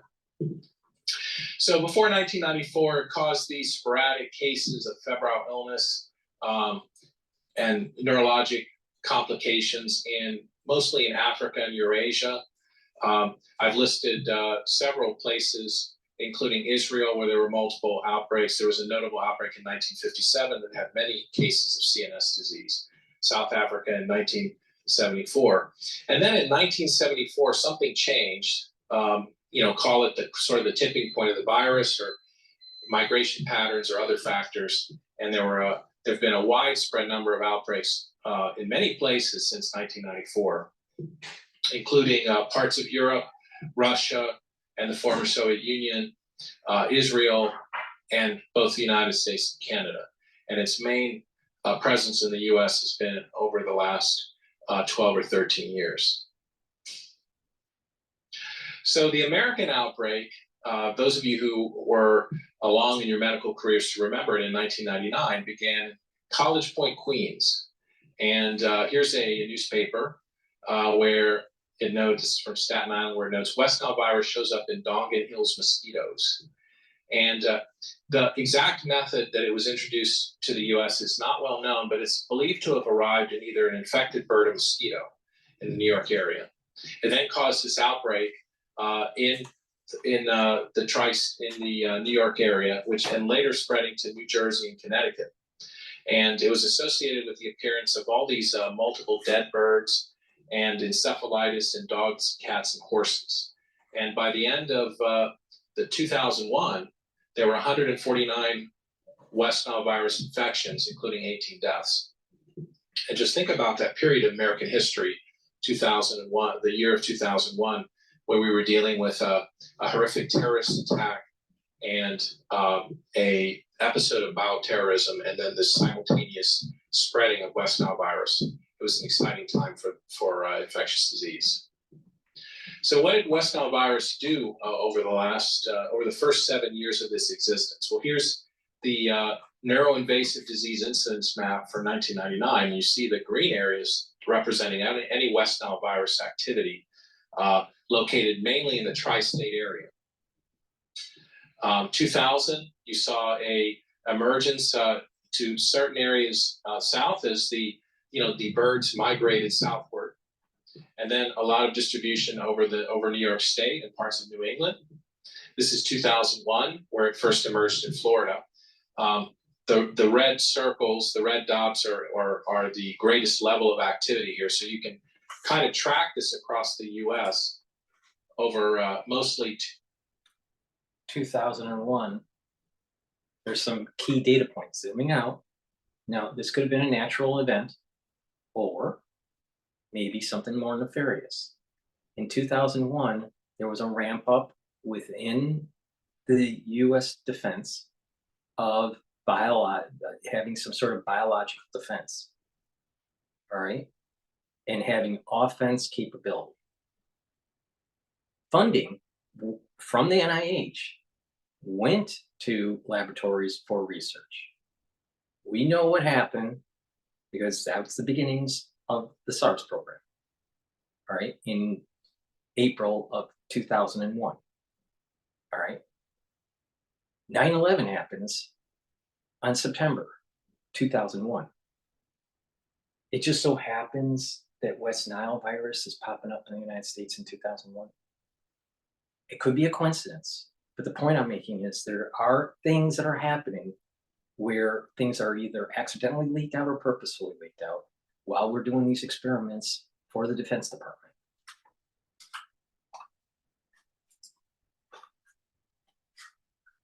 In 2003. 2003, we saw a great predominance of cases in the Midwest. And as time went on, you saw the disease peak in the Midwest and then become more prevalent along the coasts. So this is West Nile virus activity in 2011 during last year's season. And human disease cases are in the boldest green color. And as you can see, there were a couple of cases in Southeast Florida, and then non-human activity along our coast of West Central Florida. And so how does the CDC keep track of West Nile virus as well as other encephalitis viruses? Well, they have this thing called ArboNet, and if you go on the CDC website, you'll see that the CDC conducts this active surveillance using this tool. And they've done so over the last 12 years. And it combines reports from human medicine, veterinary medicine, and their national surveillance system. But because West Nile virus is relatively a challenge to diagnose, you have to suspect it and you have to send the appropriate serology. It's not likely overreported, it's more likely to be underreported. And so you can log on to the Florida, the Department of Health for Florida, and you can look at their week-by-week surveillance system for encephalitis disease in sentinel animals. And sentinel animals are usually chicken sources, but they can also be horses as well. So far over the entire history of West Nile virus in the US, there have been almost 29,000 confirmed and probable cases. And about 41% of these cases have involved the more serious form, which is neuroinvasive disease with West Nile. So as I spoke about a moment ago, West Nile virus has this transmission cycle that mainly involves bird reservoir hosts. And mostly these are what are known as passerine birds, like crows and blue jays, those sorts of birds. And so what happens is this time of year, the cold time of year, and of course we've had a very mild winter season, but birds normally have a migration pattern, and the mosquitoes, particularly the mosquitoes that carry West Nile virus, which are known as Culex mosquitoes, typically hibernate by hiding out in warm places. Now, what are warm places? Usually like sewers, underground grating and pipes and stuff. They stay there basically for the cold part of the season. And then when the temperature warms up, all these mosquitoes come out. And we know that mosquito populations can be affected by a number of things. Typically the level of rainfall, standing water, and also the ability of state and local health departments to control the mosquito population. So all that controls how many mosquitoes are out there. So once the warm time of the year comes up, the Culex mosquitoes come out of their hibernation and they attack mostly birds. And then the birds carry West Nile virus. Some of them have persistent viremia and they're bitten by other mosquitoes and the pattern continues. And other birds aren't as hardy and they die from West Nile virus. So that's why when West Nile virus was fully, in its earliest stages where it was spreading across the country, a common sight you would see would be a lot of dead birds in a community where there was a lot of West Nile virus activities. These things would be, in some cases, literally falling out of the sky with West Nile virus infection. So if this young lady here on the upper right happens to be out and gets bitten by a Culex mosquito infected with West Nile virus, she will become an incidental host. And the same is true with other animals like horses. So as I say here, the major mosquito vectors are in the north, it's Culex pipiens. Here in the south, it's Pipiens quinque fasciatus. And if you see here at the top, that's a Culex mosquito. In the middle, that's a passerine bird. I think that may be I don't know, a yellow-breasted warbler. Who knows? I'm not any bird people around here? No. Okay. And this is interesting. I found this online. This is a horse affected with West Nile virus, essentially with a paralysis. So they've got the horse kind of. So this is interesting. Suspended. This is interesting. So you probably can't see this very well, but this horse is in a barn and it's in a cradle, right? And that cradle suspended from the rafters to keep the weight of the horse off of its feet, because it can't support its weight. It looks like it has problems with the back legs, but maybe even also the front legs. But it definitely looks like the back legs are the problem.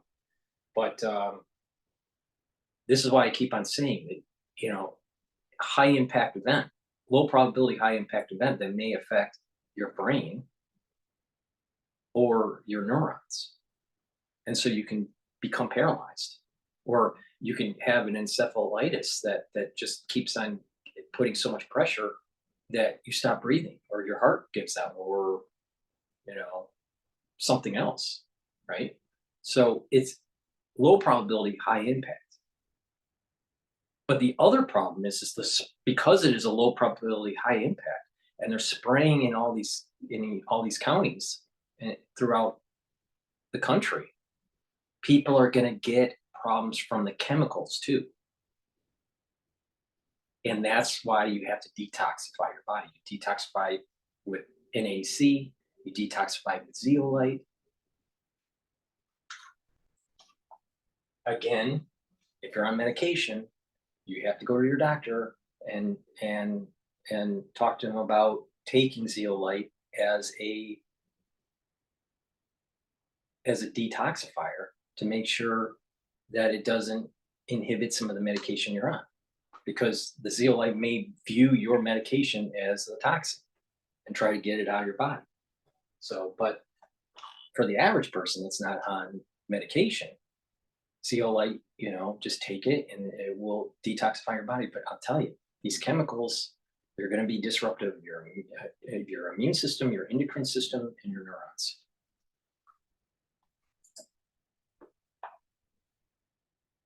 From a brace, because the horse is unable to carry its own weight as a result of a neurological disease. Now, you can get West Nile virus not just from mosquito bites. You can also get it from other ways. What are some other incidental ways? This might be a board question.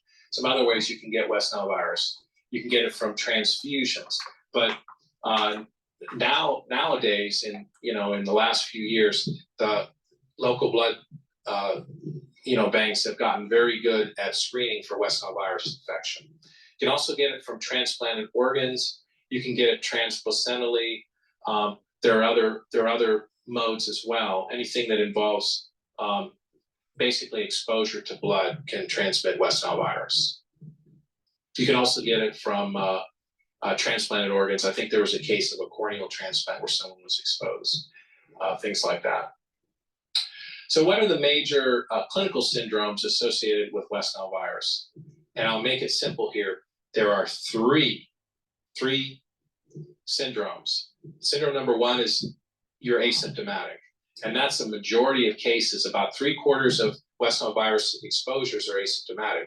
So if you go out in the general population and you do serology, you'll find a whole lot of people who are West Nile virus positive who never had symptoms.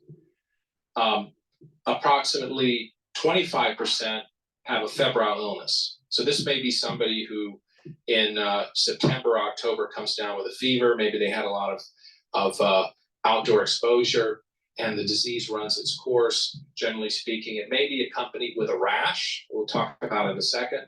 But generally, the patients with West Nile fever generally tend to do pretty well.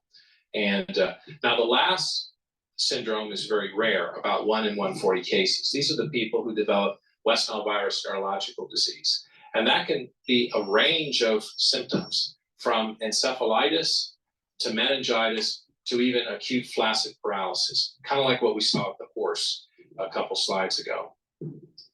So let's do the math here. If there have been approximately 12,000 cases of neuroinvasive disease over the last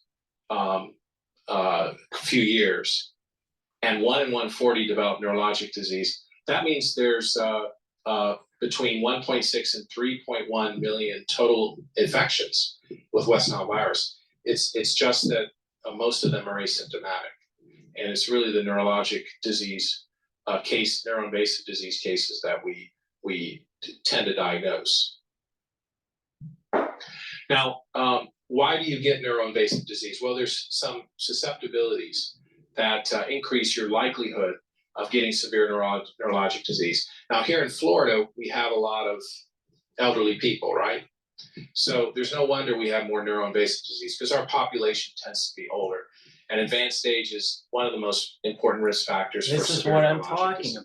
about. When you're older or you just aren't healthy, right? You know, you're younger and you're just not healthy, you have a tendency to manifest these problems easier. You're more susceptible.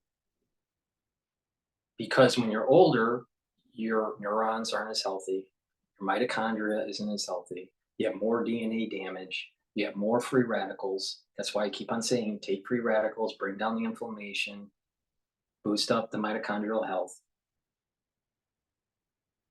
But you also have endocrine disruption.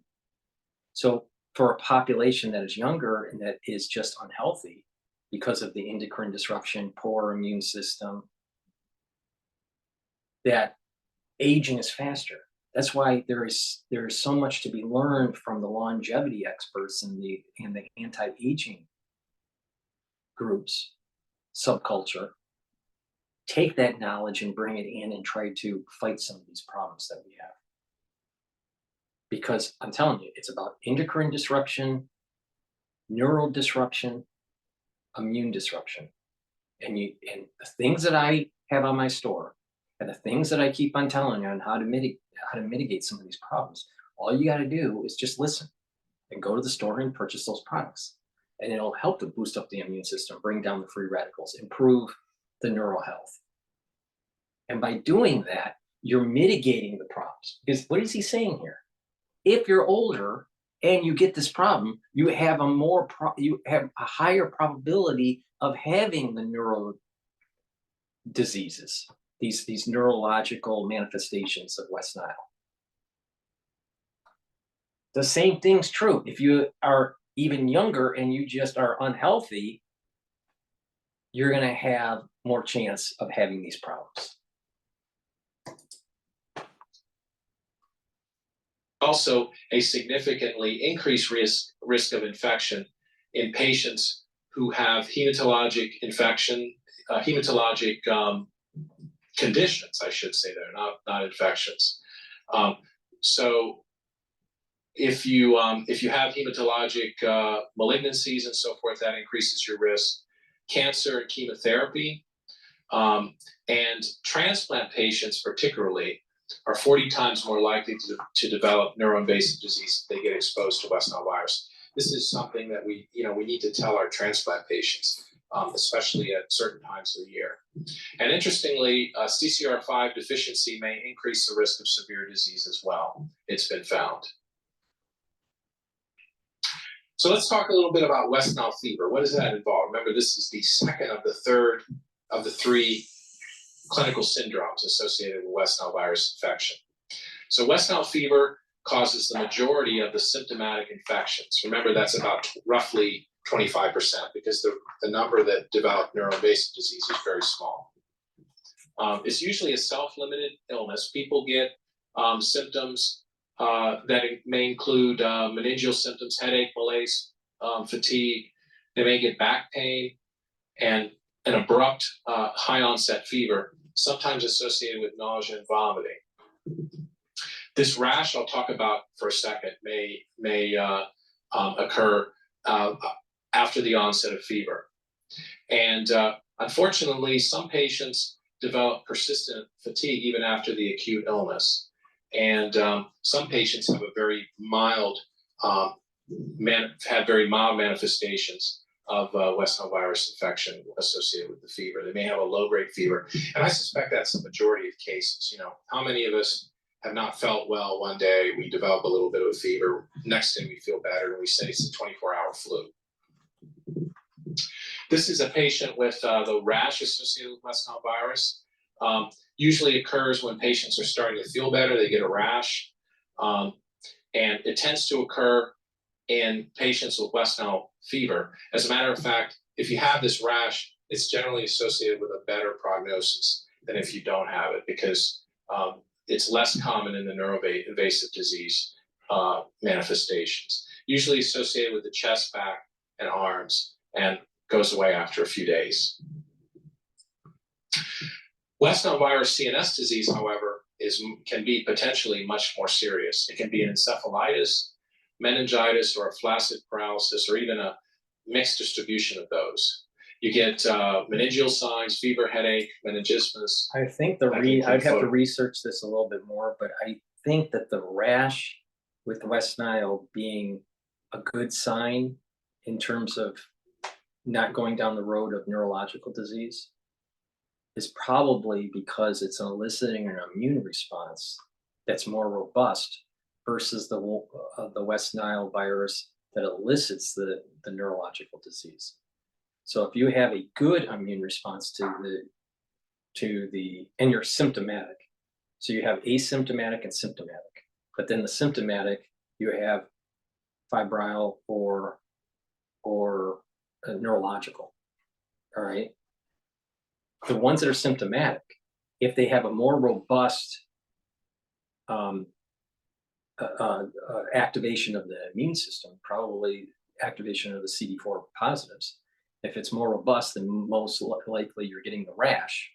So some sort of sensitivity reaction. And then because it's more robust, it's not allowing it to manifest itself into the neurons. So that's my hypothesis on why that is. It kind of makes sense to me in a way, but that would need further investigation.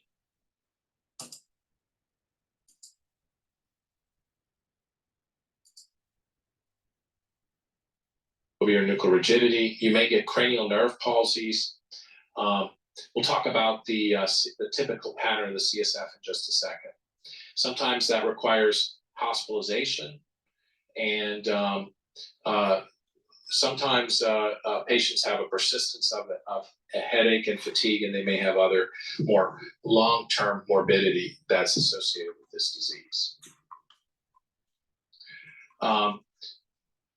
Again, the severity may range from mild confusion to coma and death. As far as the associated neurologic manifestations, I'll talk about those in just a second. So these were the reported cases of neuroinvasive disease last year with West Nile virus. So we can see in Florida there was a few cases, mostly reported on the Atlantic side of our state. Again, on this side, we tended to have more sentinel reporting of cases in animals rather than human disease. But a lot of West Nile virus neuroinvasive disease, as you can see here, is either sporadic or it's still centered along the coasts. And I have to suspect that may have something to do with the migratory patterns of birds because of the bicoastal predominance, and also in Florida where birds tend to migrate as well. That's speculation on my part. So if you get somebody who has extrapyramidal symptoms during mosquito season, that may be a clue for West Nile virus.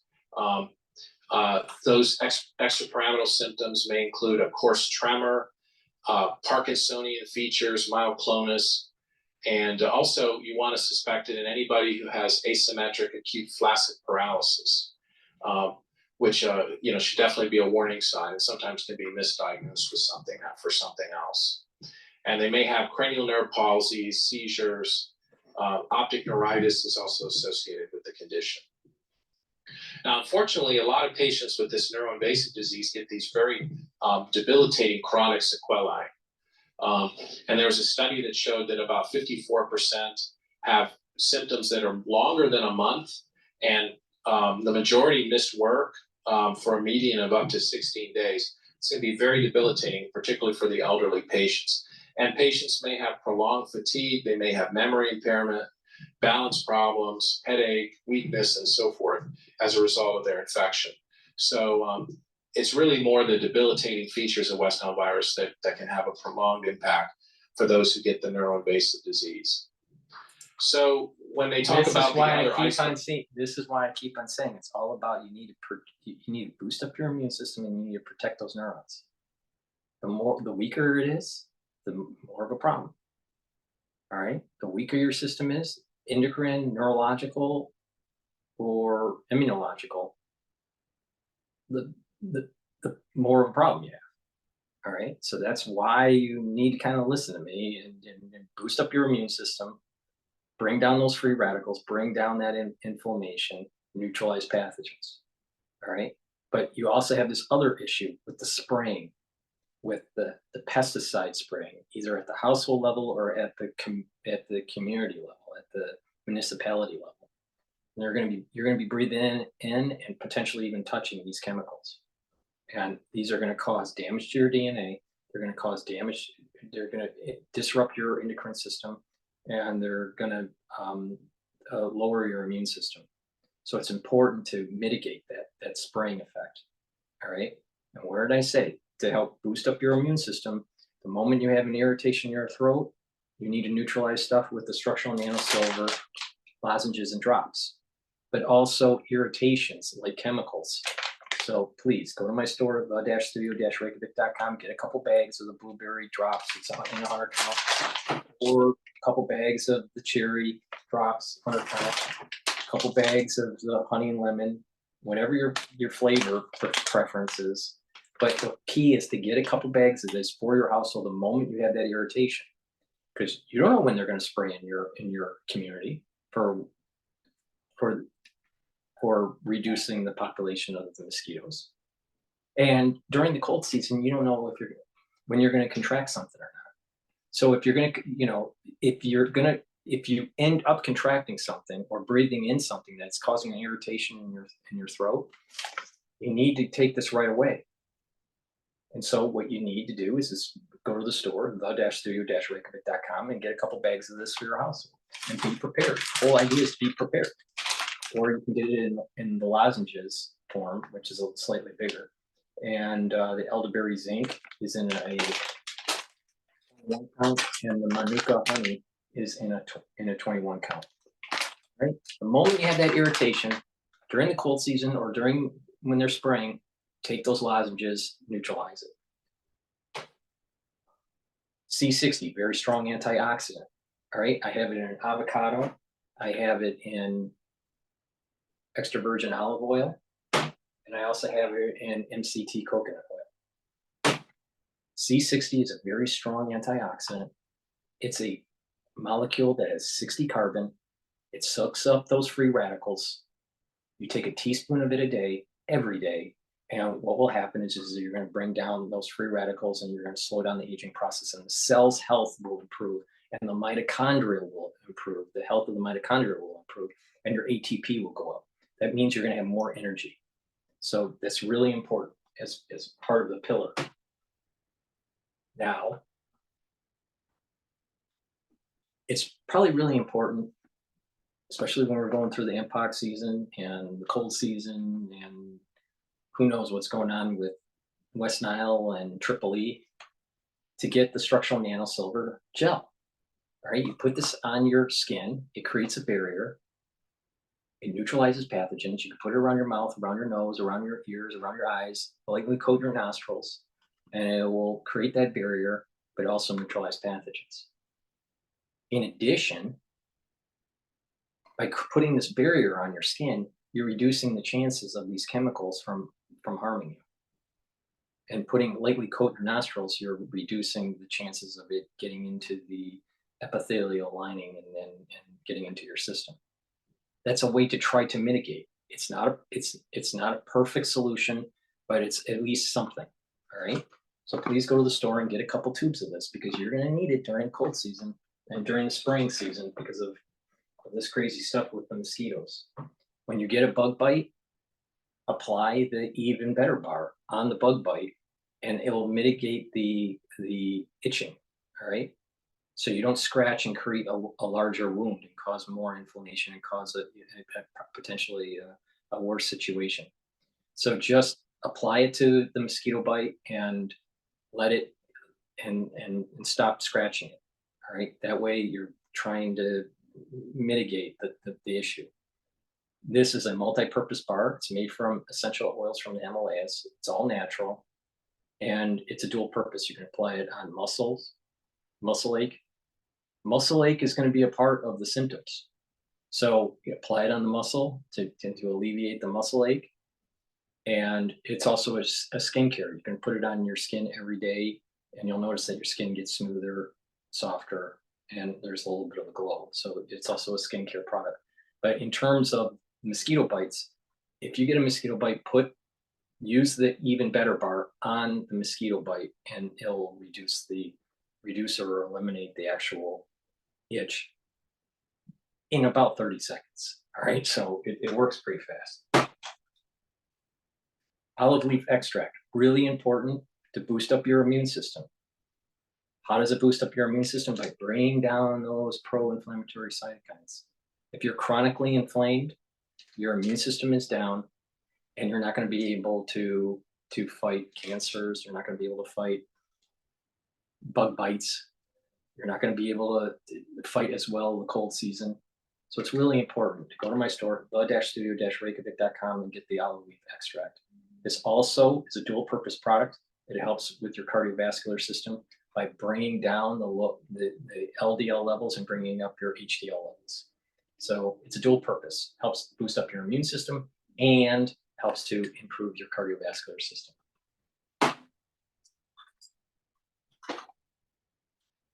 This is a slide from the CDC a few years ago. Think about the fact that you have that small percentage of people with acute illness who are really more obvious, and then under the surface you have people who have perhaps been exposed to West Nile virus who have more long-term effects. And if the disease isn't originally diagnosed, no one's going to really suspect what their long-term neurologic sequelae may be due to. Now, what is the differential diagnosis of encephalitis syndromes in Florida? This is important for you to remember. The major encephalitis diseases in Florida, of course, are St. Louis encephalitis, West Nile are the big two, but occasionally you have Eastern Equine. Eastern Equine, of course, much more serious. I mean, when we have Eastern Equine encephalitis in Florida, it's definitely something you hear about in the media. And because of its generally severe manifestations, it provokes usually the health departments to take additional precautions. All right, so West Nile virus chances of contracting are higher than EE, Eastern Equine Encephalitis. All right, chances of getting West Nile are higher than EE. If you get EE, super dangerous. All right, West Nile can be dangerous or super dangerous, but again, 25% are symptomatic, and there's a small group within that 25% that ends up getting the neurological manifestations. But EE is really problematic, but it's rare. But the thing is that your community is going to be spraying to try to kill off these mosquitoes. You're going to have people around you that are using insect repellent in mass. You're going to be breathing this in. You're going to be touching it. It's going to cause DNA damage. It's going to cause problems with your immune system. It's going to create more free radicals, and it's going to disrupt your endocrine system and cause problems with your neurons.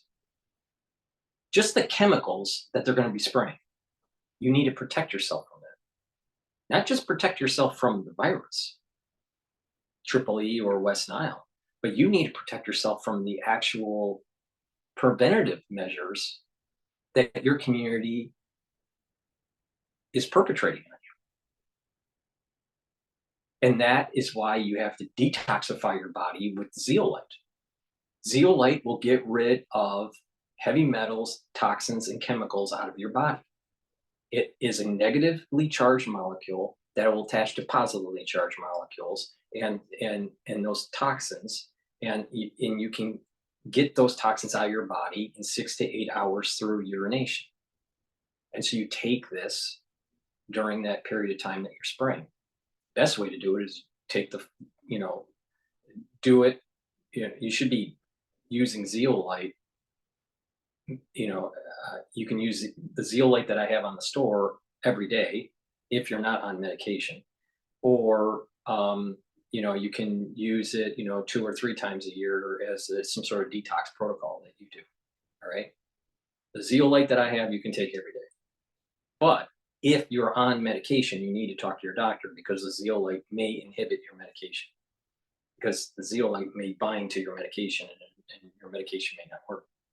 So you got to talk to your doctor when you use the zeolite if you are on medication. But the thing is that zeolite gets heavy metals out, toxins out, and chemicals out of your body. All right. And by doing this, it's helping your body to heal. Because if you got all these chemicals and toxins in your body, your immune system's down, your endocrine system's disrupted. We have a lot of PFAS out there, these forever chemicals.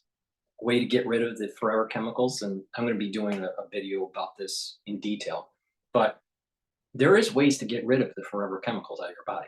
Zeolite is one of the ways. All right, but you got to do it over a longer duration, and you got to get to the source. You got to stop eating the processed foods. You got to start eating organic. You have to filter your water. So it's changing your diet and get to the source, and then remove it from your body. So the way to filter your water, the best way to do it is to boil your water first. Take your tap water and boil it, and then push it through a filtration system. All right, I push it through a 5-level filtration system by zero water.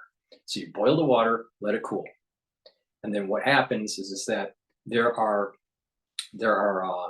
clays and chalks that are in the water microscopically that can actually bind to, when the water's cooling, that will bind to some of the chemicals that are in the water. And then what will happen is that will settle microscopically, and then you can put it through the filtration system, and your filtration system will filter out these PFAS and these other chemicals and heavy metals. All right, but that's really important. Boil the water, cool it. Once it's cooled down, then filter it through like a zero filtration system. I do a 5-level filtration system. All right, that's taking these PFAS out of your water. Stop eating at restaurants, even if it's a high-end restaurant. That most likely the food's there, in terms of quality, the food isn't that good. All right, if you really want to analyze it. All right, so reduce your intake of eating out, and eat organic, right? And stay away from the pesticides, stay away from, some of these, these chemicals that are in processed foods. And then take the zeolite, and it's going to take out these toxins. That's one way to do it. And then you add to that by doing things like, because you got to remember, these chemicals are affecting your cells and causing a lot of free radicals. That's why I keep on saying, go to the store and get the C60. You want to soak up those free radicals. All right, so you're detoxifying your body and you're getting rid of those free radicals. So you're taking the C60 to boost up the health of the cell and the mitochondria of the cell. All right, so I have this in extra virgin olive oil, avocado oil, and MCT coconut oil. And you take a teaspoon of that a day. All right, another way is to add the NAC to this protocol that I'm telling you: the zeolite, the C60, and the NAC. The NAC boosts up your glutathione levels, which is a strong antioxidant, but it also helps to detoxify your body. In addition, it's also going to help to maintain this mood health, right? A lot of this chemical endocrine system disruption that's around us is affecting our brain. Some of this ADHD and mood disorders and all this is because of the chemicals that are around us. So the NAC will help to detoxify that out of your body. It'll help as a strong antioxidant by bringing up the glutathione levels, and it'll also help to improve mental health. So please go to the store and get the NAC. Very, very important. So it's NAC, C60, Zeolite. All right? Filter your water. Stop eating processed foods. That's how you're going to slowly detoxify this out of your body. And then you can do some other things like colon cleanses or liver cleanses or kidney cleanses and stuff like this. All right? C60, Zeolite, NAC. Detoxify your body.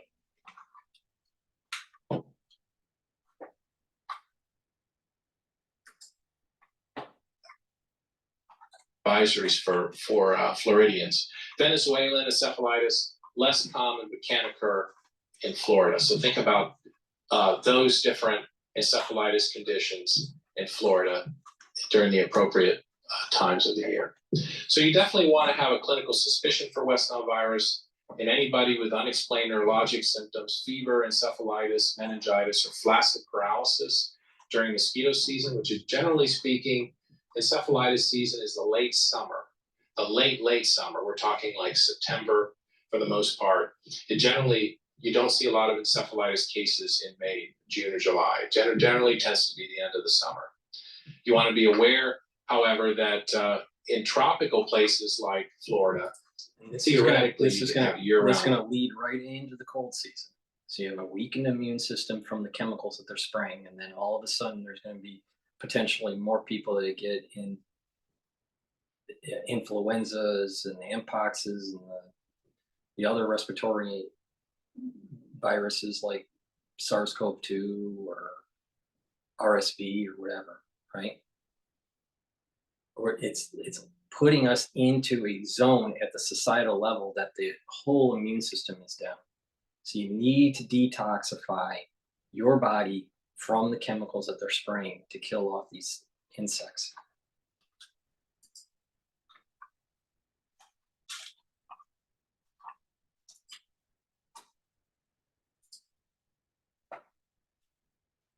Transmission.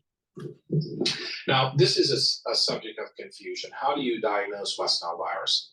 Well, the most readily practical way of diagnosing West Nile virus is with specific serology. So in a febrile patient with suspicion of West Nile fever, there's a test called a West Nile virus IgM MAC ELISA. And generally you want to collect it, but within 2 weeks of symptom onset. Sometimes you can collect it too early, which is why you always want to think about, acute and more convalescent serology. But the West Nile virus IgM MAC ELISA of serum is what you order in a patient with suspicion of West Nile virus fever. If you have somebody with CNS disease, you want to obtain an LP and send it for a West Nile virus IgM serology. Now, why is the IgM useful in the serum? Does anybody know? It goes up first. It goes up first. Why is it significant to see IgM in the CSF? Why does it signify neurologic disease? It's because IgM antibodies are too large to cross the blood-brain barrier on their own. You generally have to have CNS disease in order to develop antibodies in the CSF. So it suggests that they have neuroinvasive disease. Were you going to say something, Ewan? No? Okay. Now, generally, those are screening tests. If you want to order a confirmatory test, you order what's known as a West Nile virus. I want that.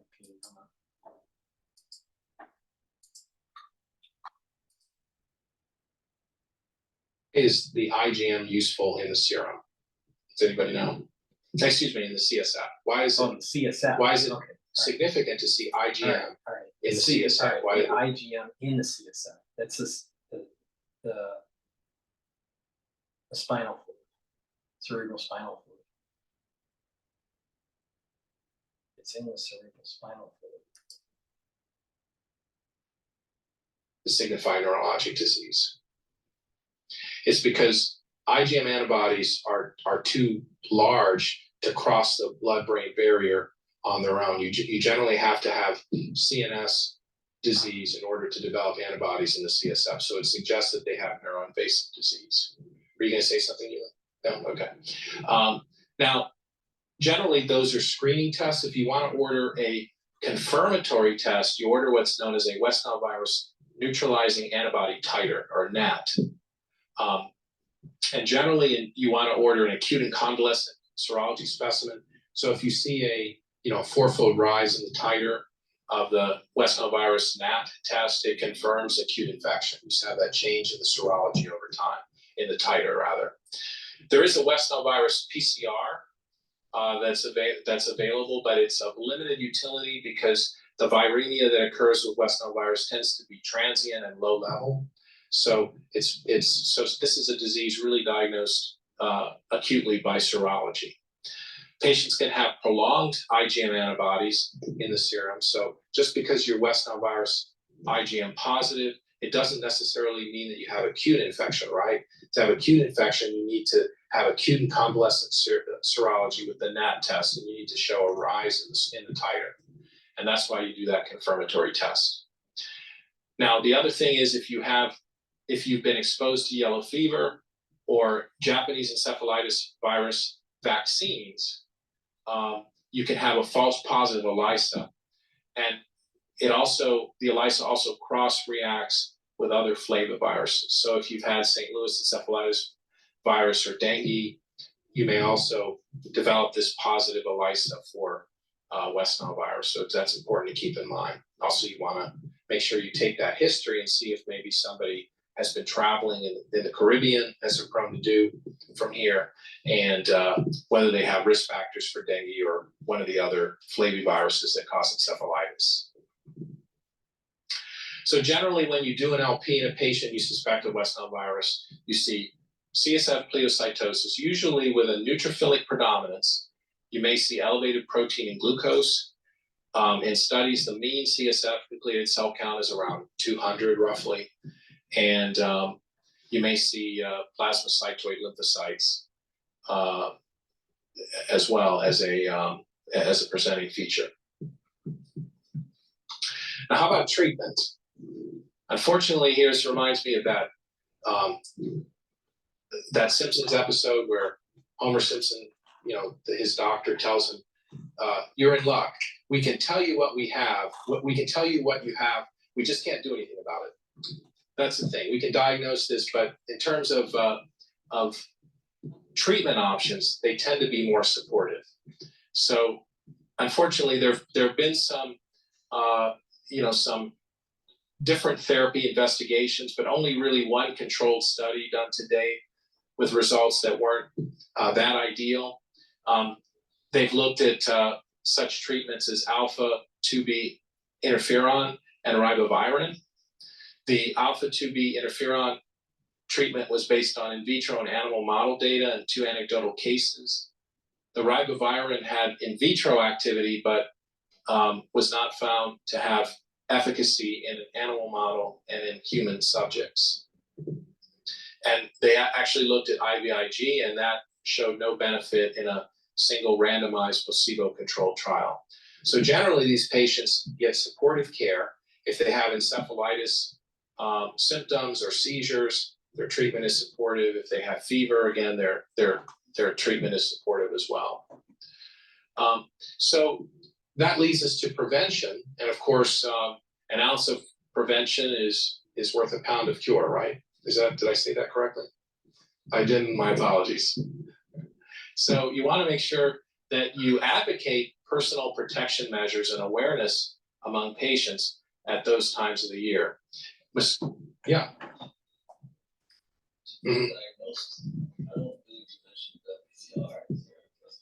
I did actually mention the PCR. Yeah, and generally speaking, I think the problem with the PCR in the CSF, it may relate to the low level viremia, but also I think that the viremia tends to be more transient. So the thought is it's easier to detect antibodies to IgM in the CSF. I'm not aware of a practical use of the PCR. Have you diagnosed a case with the PCR before from the CSF? Mm-hmm. Mm-hmm. Yeah, and that brings up an important point about, a common question that we get is, how do you order West Nile virus serology or West Nile virus tests? Of course, they go through the state health departments. So generally speaking, if you suspect a West Nile virus case, you notify the state health department, they do the testing, and if they need to refer the case further to the CDC, they have the capability to do that. There may be some PCR tests, but again, I think you have to question a single PCR value, and to my understanding, serology is still considered the gold standard over the PCR. So, but if we can chat about whether that has changed. I'm not aware that it has, but now what is interesting here is that this video was done. This lecture was done 12 years ago. So the advancements in PCR in terms of other tissues and applying it to understand which type of pathogens are in certain types of tissues have improved. All right. For West Nile, I'd have to look at what the standard is. It's probably still IgM, but just keep that in mind.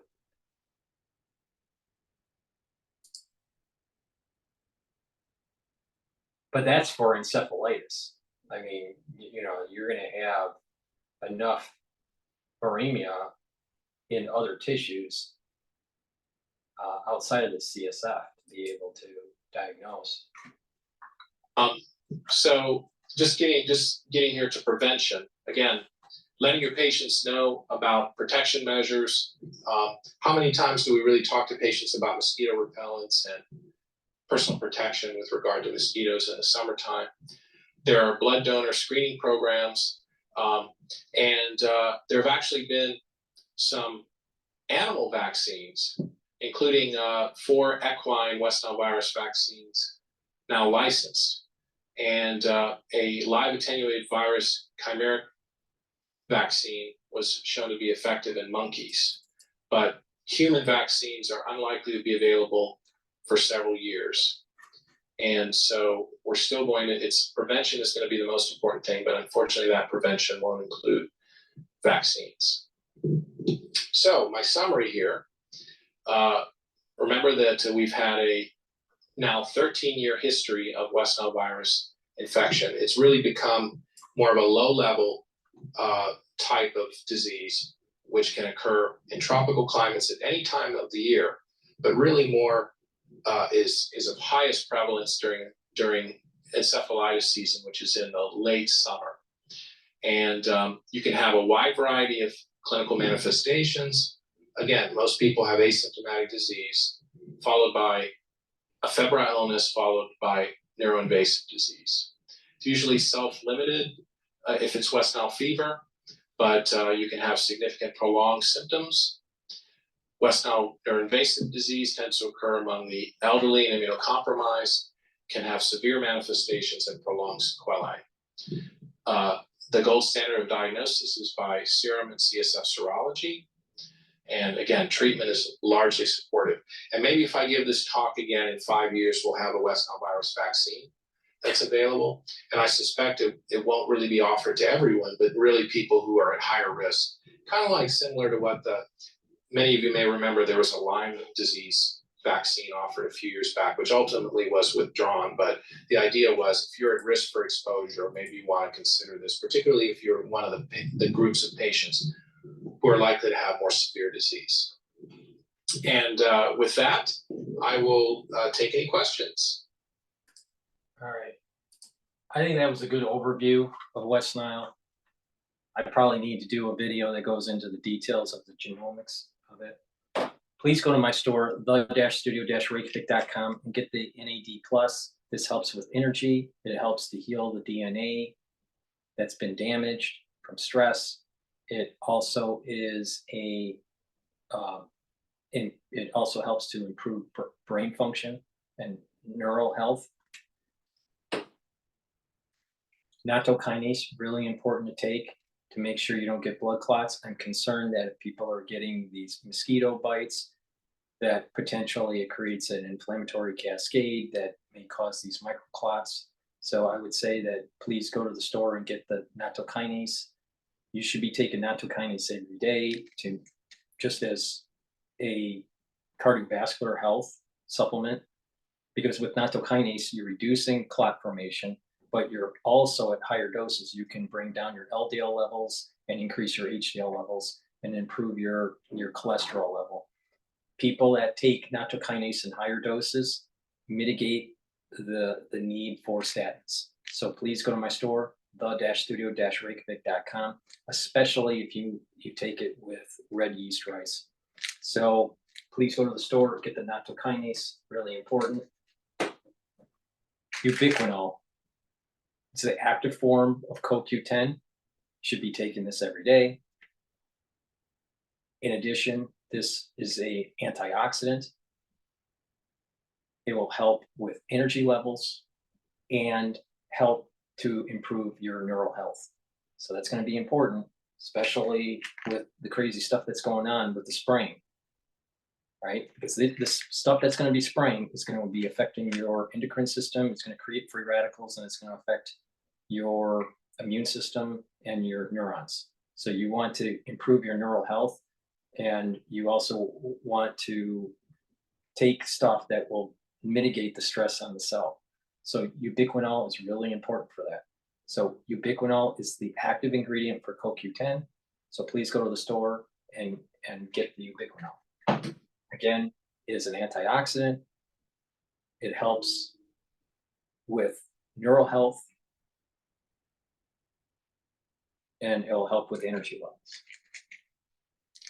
Vitamin K2, MK7, this is the MK7 molecule. This helps with bone health and also cardiovascular health, really important. So please take this every day. K2 helps to absorb calcium, helps to remodel the bone, but also if you take it with D3 and turmeric and ashwagandha, C60, omega-3, and nattokinase, what you'll notice is that you're mitigating the chances of building up plaque, and the plaque that you did build up over the years can slowly reduce. So if you take the K2, MK7, and some other things, like I said, then you can mitigate the buildup of plaque and you can reduce it. So it's cardiovascular health and for bone health. It's a great supplement. You should be taking that every day. So I've given you ways to mitigate the problem. It's important to detoxify your body. Detoxify your body by taking the NAC, by taking the zeolite, right, and bringing down those free radicals.